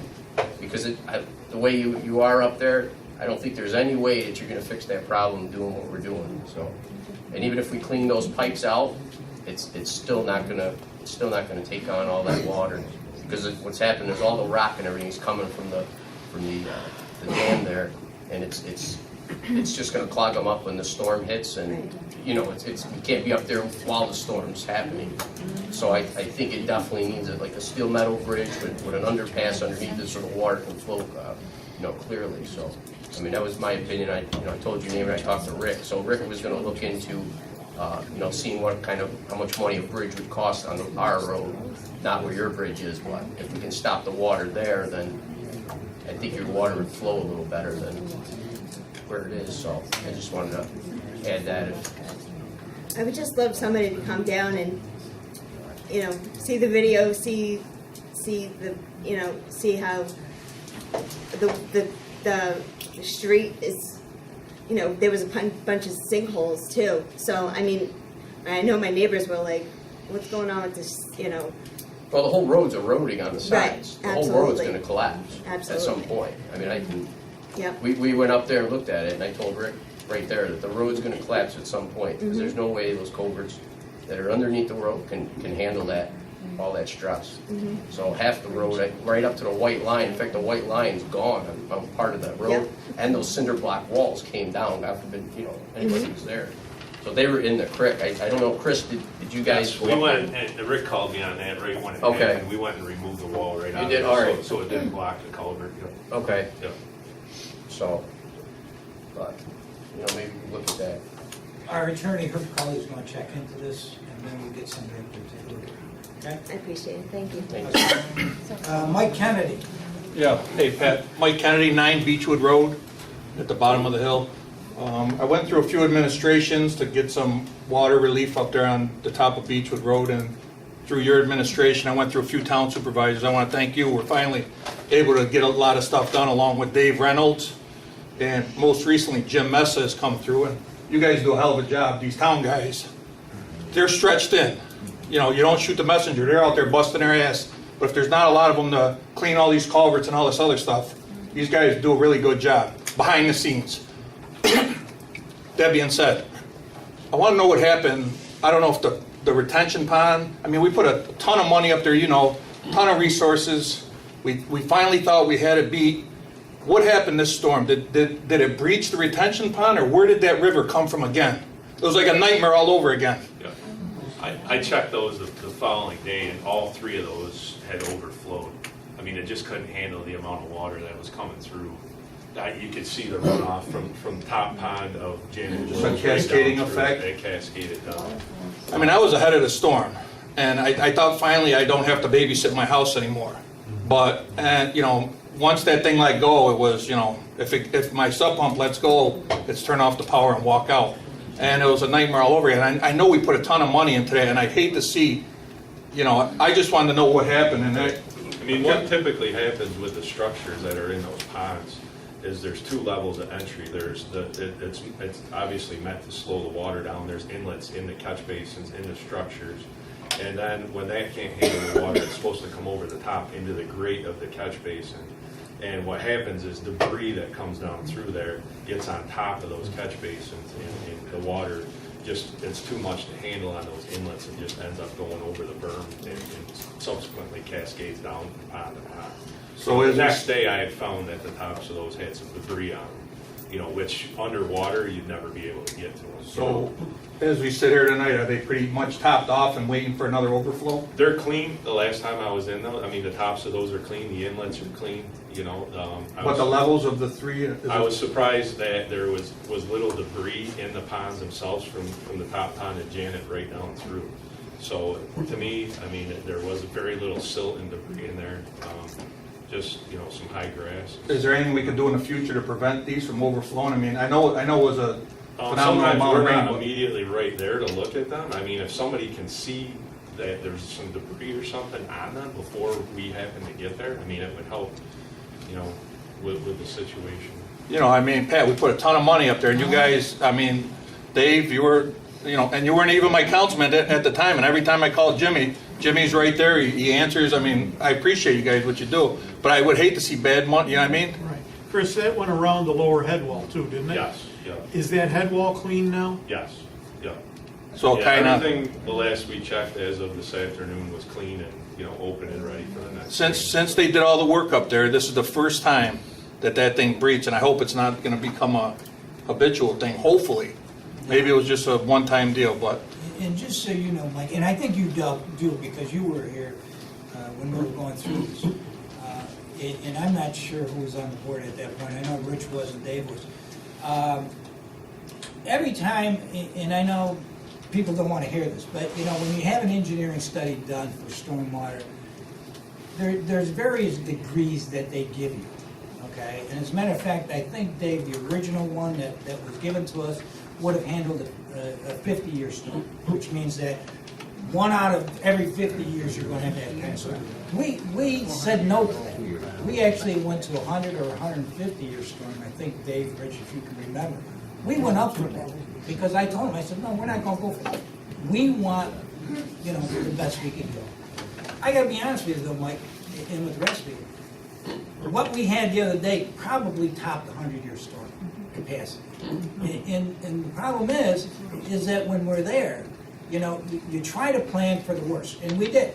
I forget who the engineer was on it.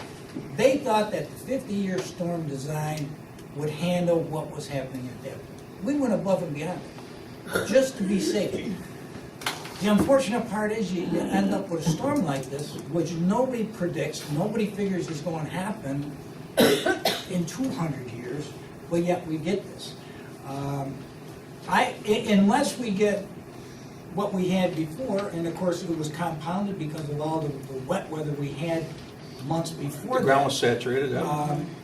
I'm not saying that this will never happen again, but as you said, that worked. I mean, it worked until we got has to worked. this It has thing. worked. I can't deny Well, that. hopefully, and I know I talked to other people on Beechwood, at least they kept it out of their basements. Yeah, you might have had a stream back there, but it was. I went through at least 3 administrations, Pat, and you were finally able, along with these guys, to do something, and I appreciate that. I just want to make sure that we didn't spend money to say, okay, here we go again. But, you know, speaking of which, I mean, like Chris was saying that maybe some maintenance occurring, and I heard some other people, preventive maintenance, whatever. And trust me when I tell you, taxes are high enough here, and I appreciate the zeros you put up, but maybe we got to consider about paying a small percentage of tax so that we can put more hands on the ground and have more guys out here doing maintenance. And you know what I mean? We're going to have to bite the bullet, Pat. You're a financial guy, I know it, and you've kept them at zeros, and I appreciate that, I really do. But the services, we need to get more hands on the ground, I think. What we're going to do, okay. And this was brought up at the last budget hearing back in November, which is what I wanted to do. And it can be done more efficiently and on a better schedule if we hire this out, okay? Nothing against our guys do a great job. The maintenance you're speaking of? But the maintenance. Okay. And that way, and we talked about this, and that's what we're going to bring up tonight, and we talked about it last November, we talked about it last year, is hiring somebody, bid it out, hire somebody, and say, here's your job. You take care of all of these retention bonds we have. That's it. That way, if our guys get tied up with something else, okay, which they do, I mean, a year or two, we had to finish the Ray Hill Trail because we were going to lose that grant money, okay? This way, we've got it there, that's all this person or this company will do, and that's what it's going to. This was discussed, and it's going to be brought up again tonight, okay? That way, if our guys get caught up, it doesn't affect the maintenance of these. Yeah, it's just a suggestion that the front line, you know, we need some guys on the front line, and I know we're shorthanded. So thank you for your We're time. not that shorthanded. Yes, we are. Okay. You know, I don't know, I hear a lot, maintenance. I don't know who's gonna do You gotta it. remember one thing, you know, we're 4 down, you know, a lot of that comes in the wintertime when we're snow plowing. We changed that around. You gotta understand, one of the things we did here when we went to this was we went to one-man plowing. That allowed us to go down to that, okay? That's where that big staff of 24, 25 people worked. We still got over 20 people in the highway department, okay? But that's where the savings came from, was in the winter months when we had to run 2 guys in a plow, and now we went to one-man plowing, we won one man, okay? Which I think most of the guys know. Thank you for your time, guys. All right. I appreciate it. Steve, I'm sorry, I can't read the last, is it Leonard? Yes. Steve Leonard? 3397 Oneida Street. For those of you that don't know, I own the Hotel Lowville. 26 years I've been flooded 16 times. 5 feet or more. And I'm certainly not blaming this administration for its failure. Because 26 years ago, I had a meeting at Donovan Hall, and it was a study done. I believe John Meager was your town engineer at that time. That study was done. There was money set aside to do it. And I don't want to beat Grange Hill to death, but all these people are feeling the same pain I am. I mean, boilers, hot water heaters. With me, it's compressors every time. My gut is in a knot right now because we got a flood watch going. I can't go out with my wife to dinner, and my phone goes off, and well, we better get back to the bar. The truck is always loaded with my own 4-inch mud suckers. And we try to take care of ourselves. The last time I was here was 2013, and shame on me. during that meeting, you folks told me that nothing was ever done to put stormwater from another resident's property to somebody else's. You did it today. Steve Markosha's, Jim Bray was up there cleaning up with all your loads of gravel that got taken out there.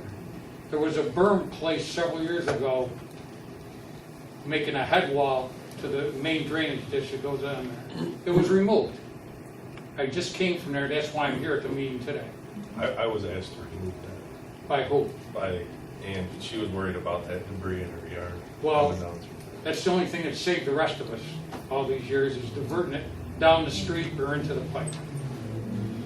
But again, you folks sat here and told us that you would never divert water to another person's property. Behind Steve Markosha's house is a drainage ditch. We've discussed this before. He opened it up, he cleaned it, it dumps right in the back of the old parking lot of E.J. Peters. He's diverting water. And just let me finish, and you can say anything you want.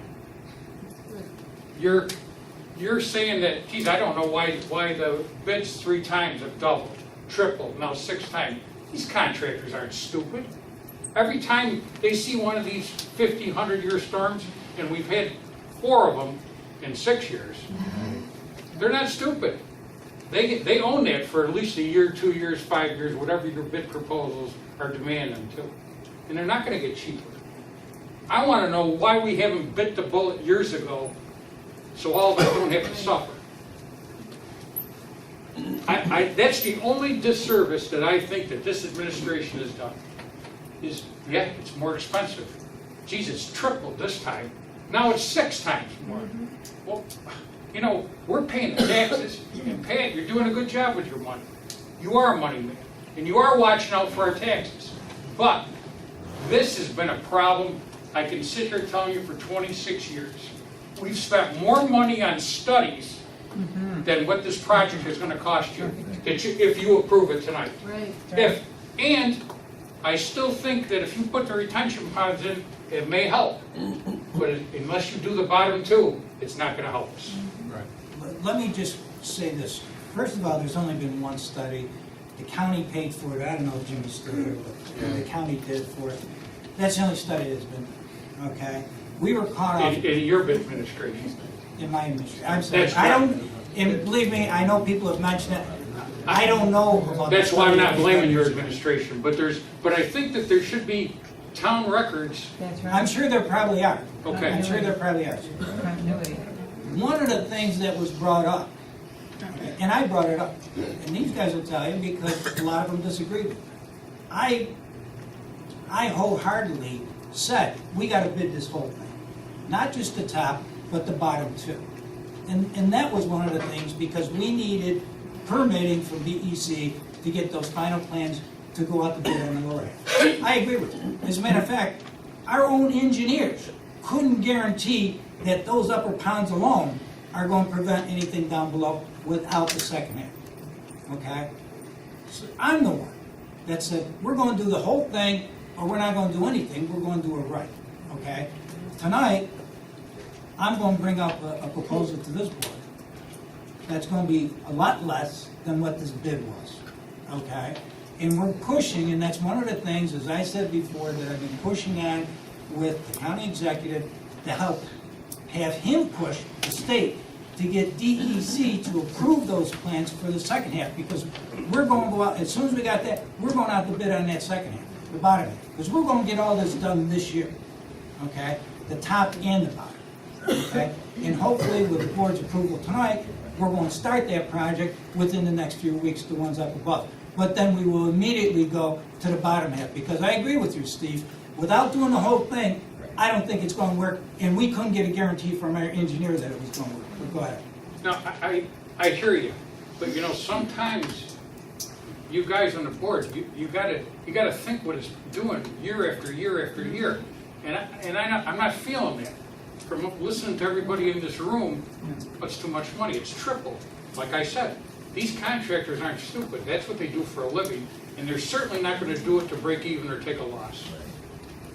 That's just the blunt truth of it. Oh, I agree. You I know, agree. everybody that's been on that project, and I'm in the construction business, and I read all the bid results all the time, and everybody who had bid in the project is a local guy. They probably, they know this area as good as any of us do. So it's not gonna get cheaper. Let it go out again and see what happens after this last storm. I need to just throw caution in the wind to you. It's just one more time, you know, one more time, and it could be tonight.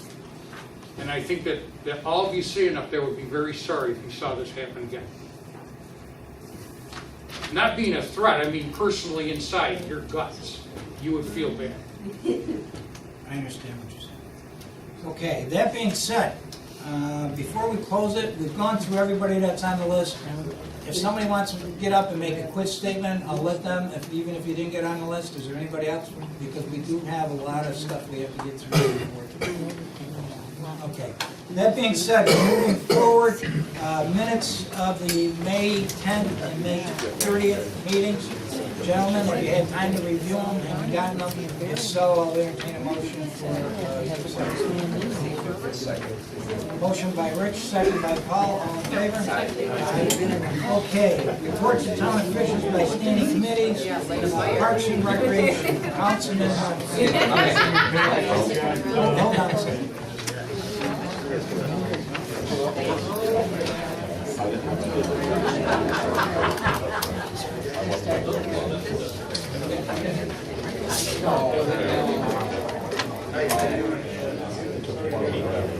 Hey, how are you?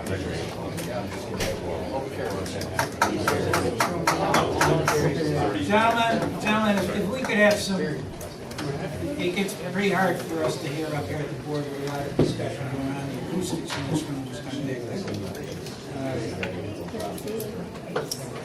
Dave, go ahead. Yeah, just quickly, in your package, you've got some seasonal appointments. The playground, those two names, Joshua and Willette, those are replacements. We've lost those employees, so those are two replacements. It's in the budget. In addition, we're adding Richard Hammond as a bus driver substitute. Again, that's in the budget. Our bus driver moved on. Make a motion to accept those three conditions. Motion by Dave, second by Jim, all in favor? Aye. And I have a requisition form I'll give to you. A new title. Ashley is now an assistant director. Again, it's in the budget. Make a motion that we accept that new position, title change actually. Motion by, Yeah, commensurate with this listed here. Second. motion by Dave, second by Jim, all in favor? Aye. Aye, unanimous. We need to, recreational program reimbursement A2089.0. This individual left the program before it started, so we need to reimburse them their fund. Second motion that we do that. Second by Jim, all in favor? Aye. Aye, unanimous. That's all I have for now. Okay, moving on. Wait a minute, there is one more thing. In there is also a letter from the Kelderman Center requesting a consideration, a break on the rec center rental. I've spoken with Carson, he's already done that. So, just to inform the board, he's provided them with a lower rate based on what they're going to be doing there and what our commitment is in terms of manpower and cleaning or whatever. So he's already taken care of that. I just want you to be aware of it. Jim, zoning?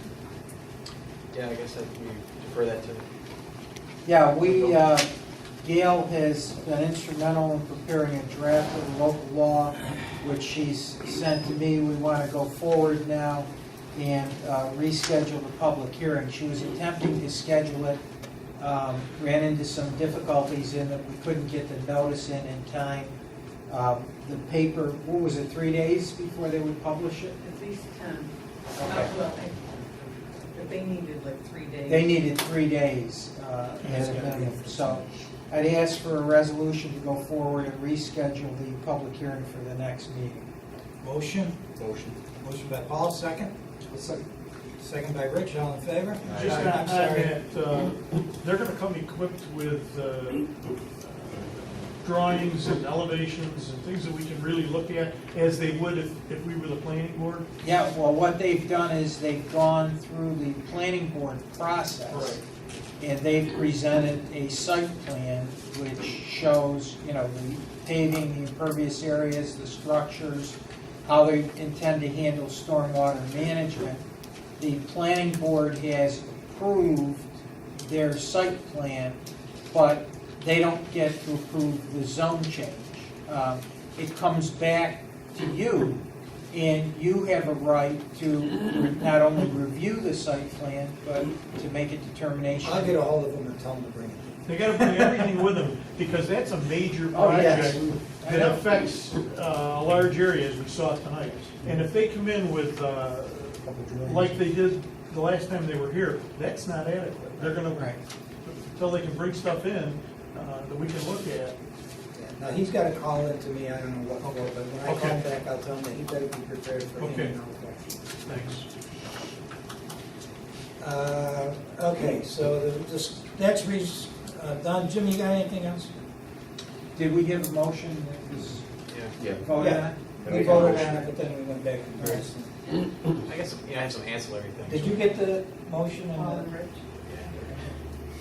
So I had some ancillary things that kind of through tonight. I just wanted to know if we could just bring it up a little bit. One, in the past, I guess we had a stormwater committee. Should we look into bringing that back to the board?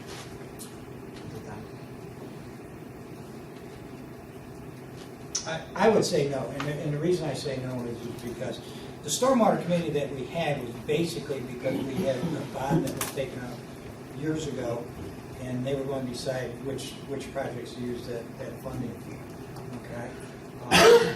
Nothing against committees, nothing reflective on the people that were there. The problem that you run into, though, is that you refer to the committee looks at it, which is what they should do, and they go through it. Then it comes back to this board, and the board goes through it again. Personally, I think it's a lot easier if this board deals with those problems initially, because we're going to have to make the decision anyway. So the sooner it comes to this board, in my opinion, the sooner it gets rectified and taken care of. That's my opinion. Dave? In my opinion, the value of that committee was it prioritized. It took a look at all the projects that were affecting the town and then prioritized it based on a very real criteria. How many people are affected? Is the infrastructure affected and how? I forget all the details, but there were certain benchmarks, and that allowed the committee to prioritize what gets done first based on the scope. They did a nice job. Yes. I was involved with them, and Liz DiGeronimo ran it, she's just amazing. But The those one were all small problem- projects, because those were all under $10,000 projects, which is not going to, yeah, no, that was part of the committee's directive, was that all of those were going to be under 10,000. And I'm not sure we got a project here that's under 10,000, to be honest. Well, that's how Beechwood was one of the first projects that was done. Woodbury was one of the, and that's a lot more than $10,000. No, but that didn't come out of that committee. Yeah. Beechwood came up No, it started with- 15 years ago with Bill Kaiser, okay? That's where that project got started. Yeah, but it went to the committee and it was prioritized there. While the committee was. I disagree with you, because that was always a priority for the board. Yeah, The but problem never- was getting the approval from some of the neighbors. And that's where we ran into the problem. But anyway, it's up to the But then board. there was something that we passed with a $10,000 cap, and what they did is they prioritized all of the projects that could be done within that $10,000 cap because we were running out of money, so.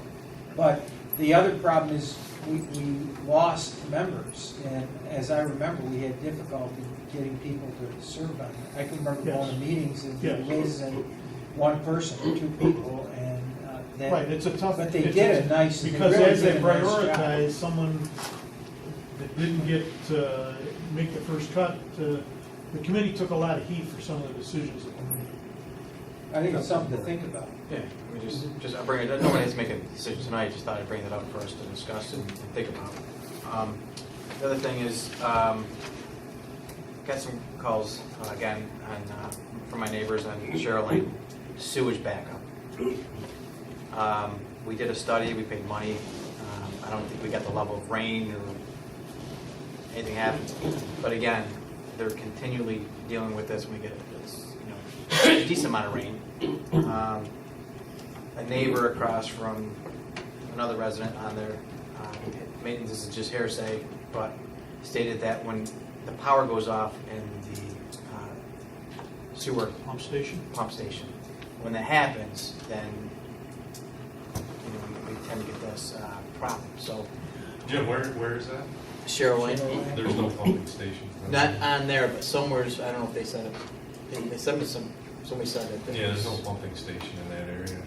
The problem is it's relatively flat. Yeah, the problem down there is you're very close to a large diameter county intercept, and when that's not handling the water, subsequently it backs up into our system. There's some very large sewer pipes at the bottom of that development, and maybe it was 2013, but the same thing happened. All these projects that the county has taken on through these contractors you see working are supposed to clear up water issues. However, a lot of the storm water in the sewers is coming from people's houses. I mean, that's the next plan to address stormwater in the sewage, is finding out who's got their sump pump hooked into the sewer and who's got their roof leaders hooked into the sewer. But that area there's no pumping station. It just can't get out of our sewer into that county intercept because of the volume of water during large storms like that. And there's really nothing we can do about it. So I know we were supposed to have a town-wide mailer going out. It's like a survey. Right. I know they surveyed our street. Yeah. We had a meeting, and they filled out again about the drainage and so forth. But it's supposed to be a study that the county was supposed to help do this or conduct this, where it's town-wide. Not that anyone's going to get in trouble, but just to kind of give us an understanding of where and how things are going, so that we can correct it. Right. I know originally when they undertook all these sewer studies, that was one of the things that they talked about, was going into people's houses and making them disconnect their sump pump, whatever it is, from the sewer. Now, I know personally none of that's happened. I don't know how they go about doing that or how they ever are going to go about doing that, but at some point that has to be addressed, because now that they're fixing manholes and lining known problems. I mean, there's been millions of miles of sewers TV'd and cameraed and repaired in the town over the last 10 years. And now you're starting to get into where they're starting to look at lateral connections to the sewer from people's houses and repairing 5 feet in the lateral connections. And, it's the rest of it after this is done is going to be what's coming out of people's houses. Right. And the rest of their lateral on their property, what's going on in there. I mean, it's. So all that water now is taken out of the sewer system. Right. And now it's dumped into the storm water. Right. It's added more load on an overly. It will. I mean, once you start, going into people's houses. It's a 2-inch. Right. Yeah. Well, unfortunately, in cases like that, when they're getting sewer backed up, I mean, there's really, I don't have any, idea of how to make the county intercept flow faster to let ours until the rain slows down. Well, I hate to say it, but one of the recommendations we made back then was to have A flat valve. Yes. Yeah. Put on Yeah. that. That would prevent that. Right. I think, these people have done that, and it's still, but again, And it's still something. back? Yeah. I mean, installed correctly, I mean, that shouldn't happen. I mean, it's a one-way Right. flat, it's a one-way valve. I don't- Unless, sewers are tough because, Yeah. we do them a lot for stormwater, but a sewer, you've got other solids that go down there that may hold a flap open or something. I mean, if you have one on your sewer, it's gotta be somewhere where it's accessible, where you can check on it. It can't be buried in front of your house in the ground. It needs to be inside your basement in your Okay. plumbing somehow. All right, I'll check that with the neighbors. But should we revisit that with the county in terms of this, I mean, especially when we're talking about stormwater tonight and so forth. I mean, I think that needs to be revisited in order to, again, just help track that. I mean, that's a known problem area for sewer backup during heavy rains. Yeah. I would say that would be the next step, is to start, polling the neighbors and see what everybody's doing with their stormwater. Because we had a meeting with Steve Devan, I don't know if you were there, Chris, I know No. Rick was there several years ago. And they did a whole study on that, and I think it came out as Chris was saying, that they're sitting there saying, not much we can do. Well, they cambered it and everything. Yeah, measured it with the meters in there, but it's, it's just happening, and again, like, just like the people in Chadwick's, it's like every time it rains, they got the same thing, and, but I just want to I have no answers for these folks, so, but just to say, maybe we can just look at it at a bigger scale, because again, we're on the bottom, and it's flat, and it runs. If you want, Jimmy, I gotta call Steve Devan on something else. I can mention to him, maybe try to get him down, sit in on the meeting with it, and go through that whole situation. That'd be great. Jim, have they put like flow meters down there? Usually the We county- did the flow meter You did that, a okay. couple years ago. Yeah. Just to get an idea of what's happening during a storm. Exactly, and the whole thing Yeah, is. they we left the extended it. TV camera down there for a few weeks. We did, I think it was a couple months, we extended it Yeah. because we Oh, were we just working extended it, the that's rain. right. So, We did the same thing on Middle Silver Road too. Sewer line up there.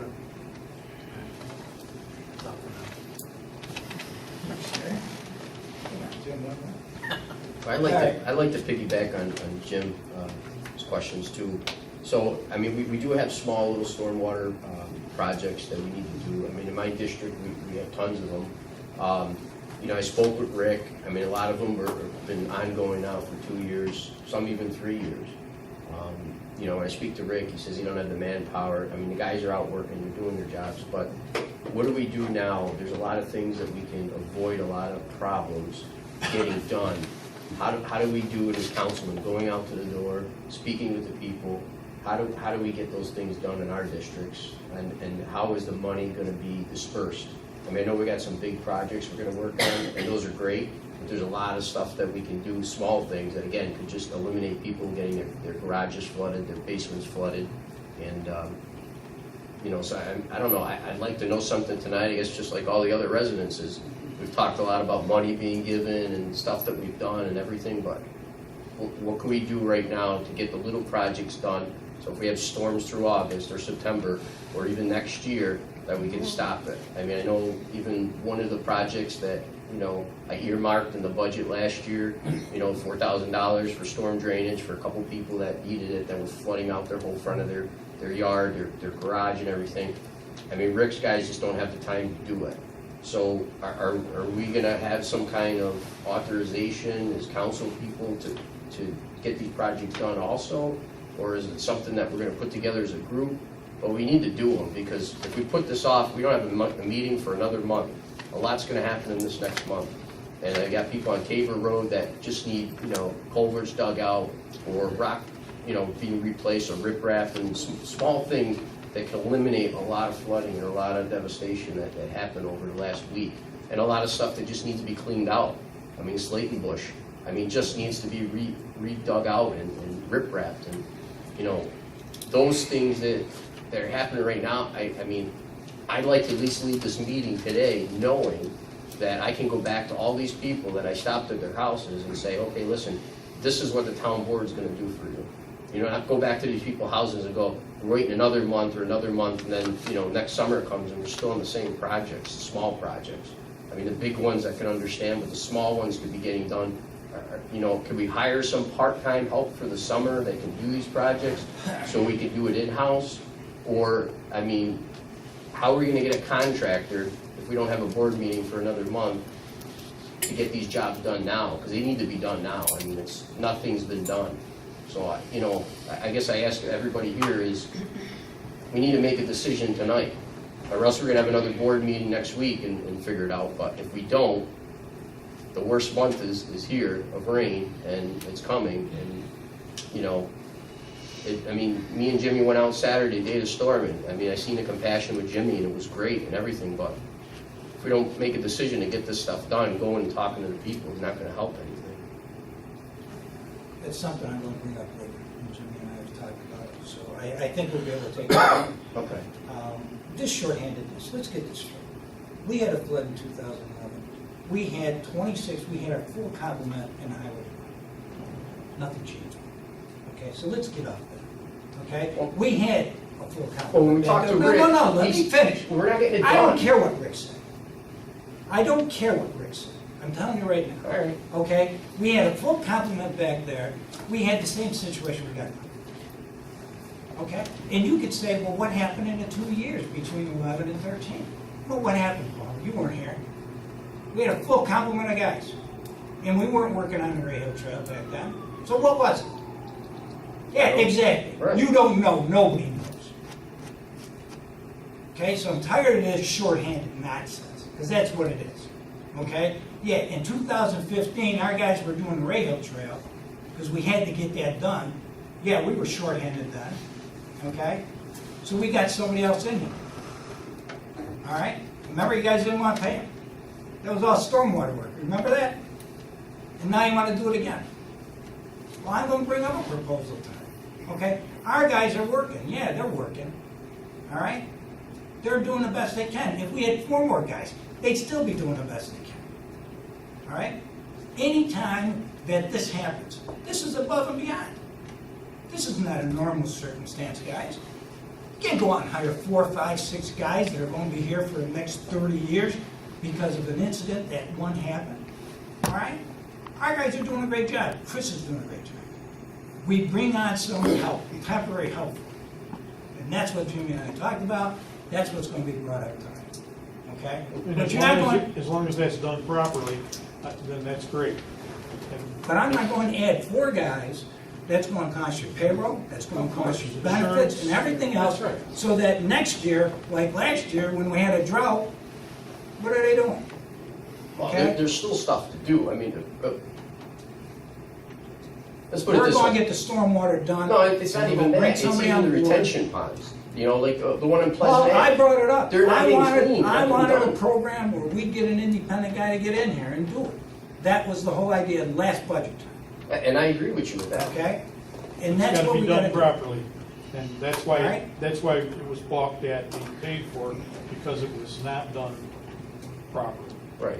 Well, it was done properly, Well, we can argue about that, but okay? it wasn't, so. Yeah, it was. That's why it was finally passed. If it wasn't, why the hell did you pass it? Because we made him back up and do it the way it should have been done initially. And then, as you know, we all agree that the scope of that, the time frame, we should have revisited the issue to cover subsequent year. Right. That's all I'm saying. But we're dealing with a different situation today because we have a declared state of emergency.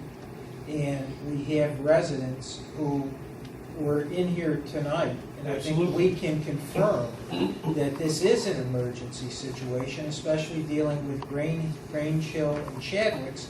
Because if this rain comes down tonight and tomorrow, a month from now, it's going to be too late. Okay.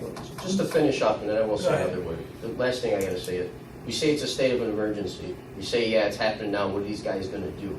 Well, let me say something. If Royal Brook Lane, if a lot of that was cleaned on a regular maintenance, and retention ponds are cleaned on a regular maintenance, maybe they still would've got stormwater, but not as much as they did. A lot of the stuff that's on Tabor Road, the issues that are occurring there, has been ongoing. It's not something that happened because of the storm, because even the small storms that we had, the people are getting their basement flooded. I mean, there's basements that have been flooded so far 3 times before the storm this year alone that I've got calls for that can be easily fixed with little maintenance and little repair. And that's what I'm asking for tonight is, how are we gonna determine who gets that done? And yes, we did do a lot of stormwater, you know, going back with Spinell and all that, I understand that, but none of that stuff helped any of the situations that I've had the problems with, or getting people out there. Well, I don't know what problems you're dealing with, but we did probably 4 projects up on Taylor Road, which worked in this stuff, because I called those people, okay? And I could name them, so I don't know which ones that you're talking about. If any of the ones that you're talking about hasn't come across my desk, I don't know if they came across Rick's desk or Well, whatever. Rick knows, because I tell him, I ask him to help me with the project, and he claims he doesn't have the people to do it. So that's why I guess I'm coming back to asking tonight is, how do we get this done, the little projects, how do we get this done? I'm If gonna I bring go, that up. okay, Anything else? no, that's it. Okay, you got some stuff for Public Works? Yeah. All right, the 2017 pavement, the marking for the streets agreement, it's in Exhibit A. Rick's put it in the package. I don't know if you guys Are those reviewed. just the streets that are getting paved this year? Is that why it's only, what, 14 miles? Yeah, Something like yeah, that? it's Is just that the what new it- streets, yeah. The new streets that we're doing this year? We're trying to So figure they're that coming out. in to pave, okay, Yep. all right. So I make a motion that we do that? Second? I'm sorry, Dave, is that you? Yeah. Okay, second by Dave, all in favor? Aye. Aye. Bringing up a stop sign on Narrow Lane and Betwick Circle. I spoke with the chief. He okayed that stop sign. Yeah, he did speak with me. I went up and took a look at it. Narrow Lane has a number of homes on it now. I think back when it was first being developed, there wasn't a need for a stop sign there as you come down Narrow and you approach Betwick Circle. We don't have any records of accidents happening there, but I see where a stop sign would benefit us in the future as far as traffic control goes. If it's only going to affect the people in Narrow Lane, they're the ones that are asking for the stop sign. So I put together a diagram. I gave it to Gail and I asked if we can, her prepare a resolution so we can put the stop sign in. Yeah. Do we need a public hearing? Yeah, we have to. Okay. All right, so you'll set that up? I will. And Gail, public hearing for next board meeting? Yep. Okay. Who's moving and seconding? I made the Paul motion. made the motion, second? Second. Discussion, Dave? No. Who's the second? Jim. No discussion, all in favor? Aye. The next thing to bring up, again, a resolution, if we can look at something for owners of retention ponds, Sangertown Mall, different areas that have retention ponds, to keep them maintained and clean, properly. So when we do have storm situations, that they're being used accurately. We do have that. Well, in the new law with the SWIPs, we have it, but the one that really bothers me is the Sangertown. Right. That there's, I'd like to look into that, do something as against Sangertown, because I don't understand what the situation specifically is. I know that Mr. Kelly said that the detention pond doesn't detain, it just runs straight through. Right. And Joe. Mr. Booth is laughing back Joe, go there. ahead. Sangertown has a permit application in for me as of right now to clear out their retention pond for their parking lot. Oh, good. But they did that a couple of years ago too, No, didn't they? those were the ponds. Oh, that's right. Now, that's This is right. actually the retaining pond that keeps all the drainage water from the parking lot. Now, are they getting a SWIP for that? Their engineer claims they don't need it. Right, I saw that. Chris Lawton is in agreement with their engineer, but he says I should check with the DEC just to confirm it, because it's a maintenance item. Can we tell them? That's covered Well, under if the it's SWIP. maintenance, you know. That's covered under SWIP. If it's just maintenance, they're not increasing it, they're just cleaning it out. Correct. I don't think And they they need do have it. a soil and erosion control plan. So it's just maintenance, has nothing to do with anything else? Well, the thing is, they're digging out a vast amount of dirt, so it could implicate what a SWIP ordinarily takes care of. They didn't get a grading permit or anything? Nothing yet. All right. So is that something we could look into maybe, just to keep people accountable for retention ponds, even in different areas? Do we have a list, or Rick must have a list of the ponds, correct, Chris? Yeah. Did somebody get that to me? I'll look at it. Okay, all right, thanks. Okay, back in 2012, we did the engineering report. Dean Kelly came in and talked about that, about the 2 phases for the Mud Creek project. Affects the people on Royal Brook Lane, on Henderson, all of that area. I don't know, I wanted the board actually to take a look at that and see that there's one that was spec'd out for the property that the town owns, to put a retention pond on there over by the soccer field at Middle Settlement Road.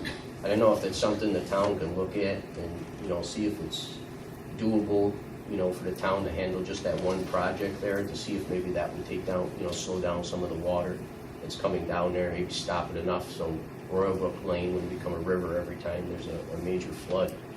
We did the project years ago, and it's at Royal Brook Lane there at Mud Creek, and it did help the residents up through all the little floods and little storms. But this one here was one of the main ones that said that that would really help a big use of water from coming down there. And we actually own the property that's in this area, so we wouldn't have to acquire any land or anything. But just like the the one on Grange Hill, this is another area of town that's highly affected and been highly affected for years. So I don't know if we can look at that as a major project, or use some of the county money for it, and then plus maybe match it with a bond, just to try to alleviate some of the issues there. Well, this is one of the things that Jim brought up, and that the county executive has mentioned to me, and I know the county executive has talked to Dean. I mean, we can look at this as an individual. My feeling from the county executive is that that project, that J.K. Interstate project, which is going to include that, what you're talking about, is going to happen sooner than later. And I think the vast majority of it, I think, is going to be funded either through the county or through the state. We could have our engineers take a look at it and see, but that's my feeling from the county executive and from Jimmy Donovan, that's going to happen pretty quick. Well, just to be maybe proactive, is there something we can go out for bid to see, where we'd be? Because again, this said it was $700,000, but it was back in 2012. I mean, we don't want to go and say, all right, well, earmark was more than well, it was $700 for this project. Oh, just for that project. For the Middle Settlement Road, but we own this land, so that was the reason for for that. But is that something we can at least look out to see what that cost would really be? So if we do have a meeting with the county executive, or do have a meeting with the state, we know how much money we need. Not that we try to go on old figures and then winds up like Grange Hill, it's tripled. I don't have a problem. Do we have the specs for that in there, though? Because I'm Yeah. not sure that we do. Yeah, there's actually a map here and everything. It shows Yeah, but there's it no- shows the acreage and the. Yeah, I know, but there's no bid specs. The size. Oh, for the the size of it and stuff. Oh, well, like that. that's in here. Yeah, it's 20 acre by 550 foot over the surface. Yeah, all that's in here. I mean, it could give us a basic, What I'll do is I'll because I know P&L's got a copy of that. I'll ask them if we could take that and put it together for a spec without them coming up and doing a lot of work on it. Right. We'll throw it up a bid. just to see what the number comes out, because we own the land already, so we wouldn't have to acquire it. We don't need any permits, we don't need anything to do this project, so. All right.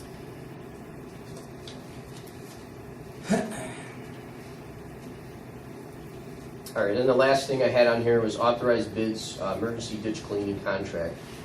I think that's part of your plan that, you Yeah, spoke because with Rick. it's all inclusive. I mean, it's. Yeah, so why don't you leave that with,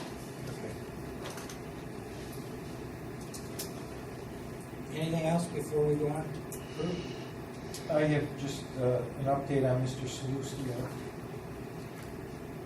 who's here, and Joe, we can talk to you. Joe, do you want to come up? Sure.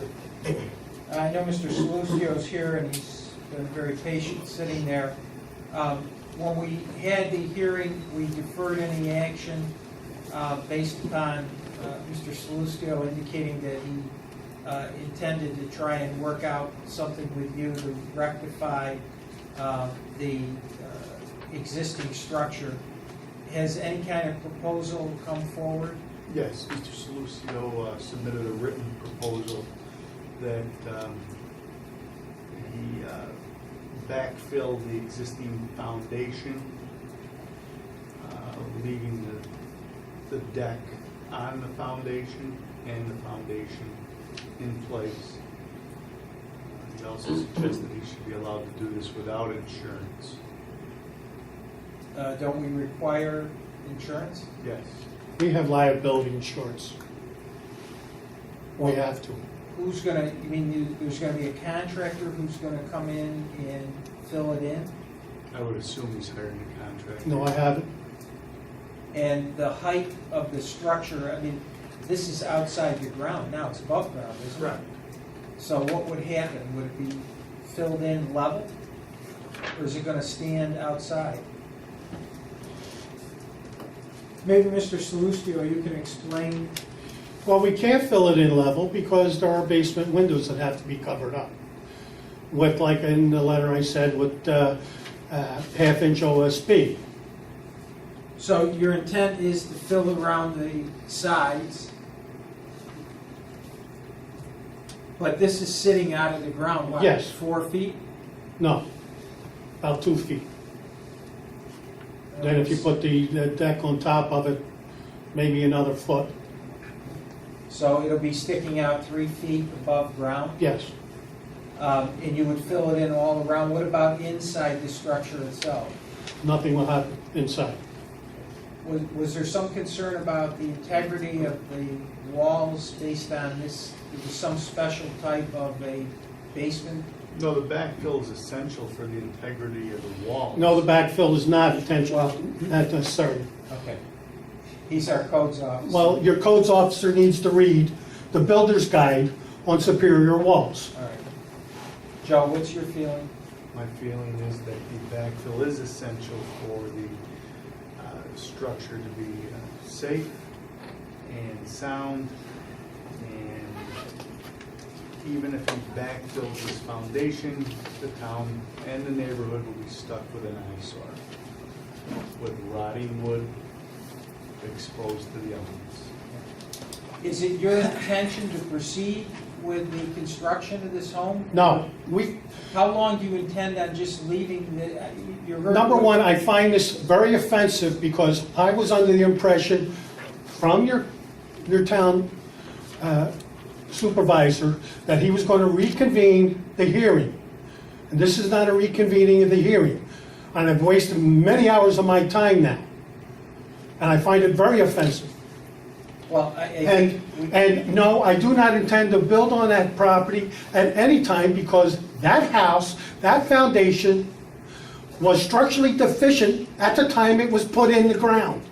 Okay, so... All right? And I had asked, and I had demanded, in writing and verbally... We're trying to... Well, I had, but I'm tired now because you sent me a letter to turn around and come down here for a hearing May 24th in violation of the code.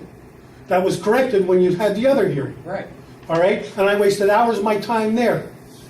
All right?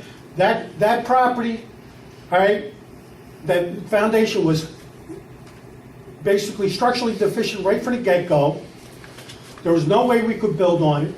We had demanded the removal of it, but your codes officer refused to make the contract to remove it, even though it was built illegally without a permit, and his permit applications and everything were in violation of your code. All right?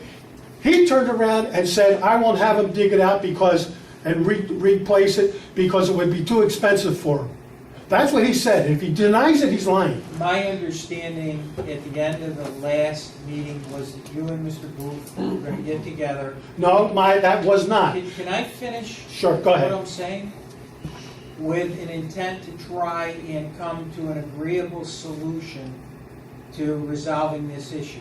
Are you in agreement that you have not agreed on a solution? It was my understanding when the hearing was closed and to be reconvened today, that I was to send him a written proposal. Right.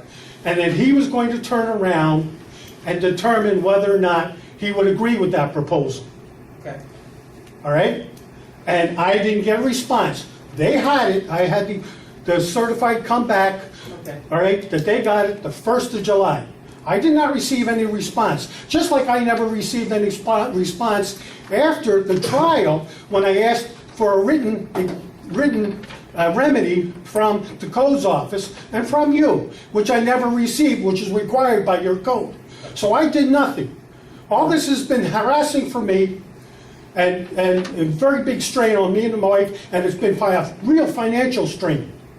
Joe, so you're unhappy with this proposal? Yes. Okay. I would ask then that we reconvene the hearing. I'll have to have the court reporter here at our next meeting. What's our next meeting date? So it would be August 9th, and can we start it at 5:30 again? And bring whoever you want and offer any testimony as it relates to your proposal, and we'll hopefully render a decision that evening. Thank you. You can Mr. render a Sluisdale. decision now. If you don't want to do it, then don't do it. Thank you, Mr. Sluisdale. Because I'm sick and tired of this running around and giving all the contractor all the benefit, and we're getting screwed over. Thank you. That's all I have.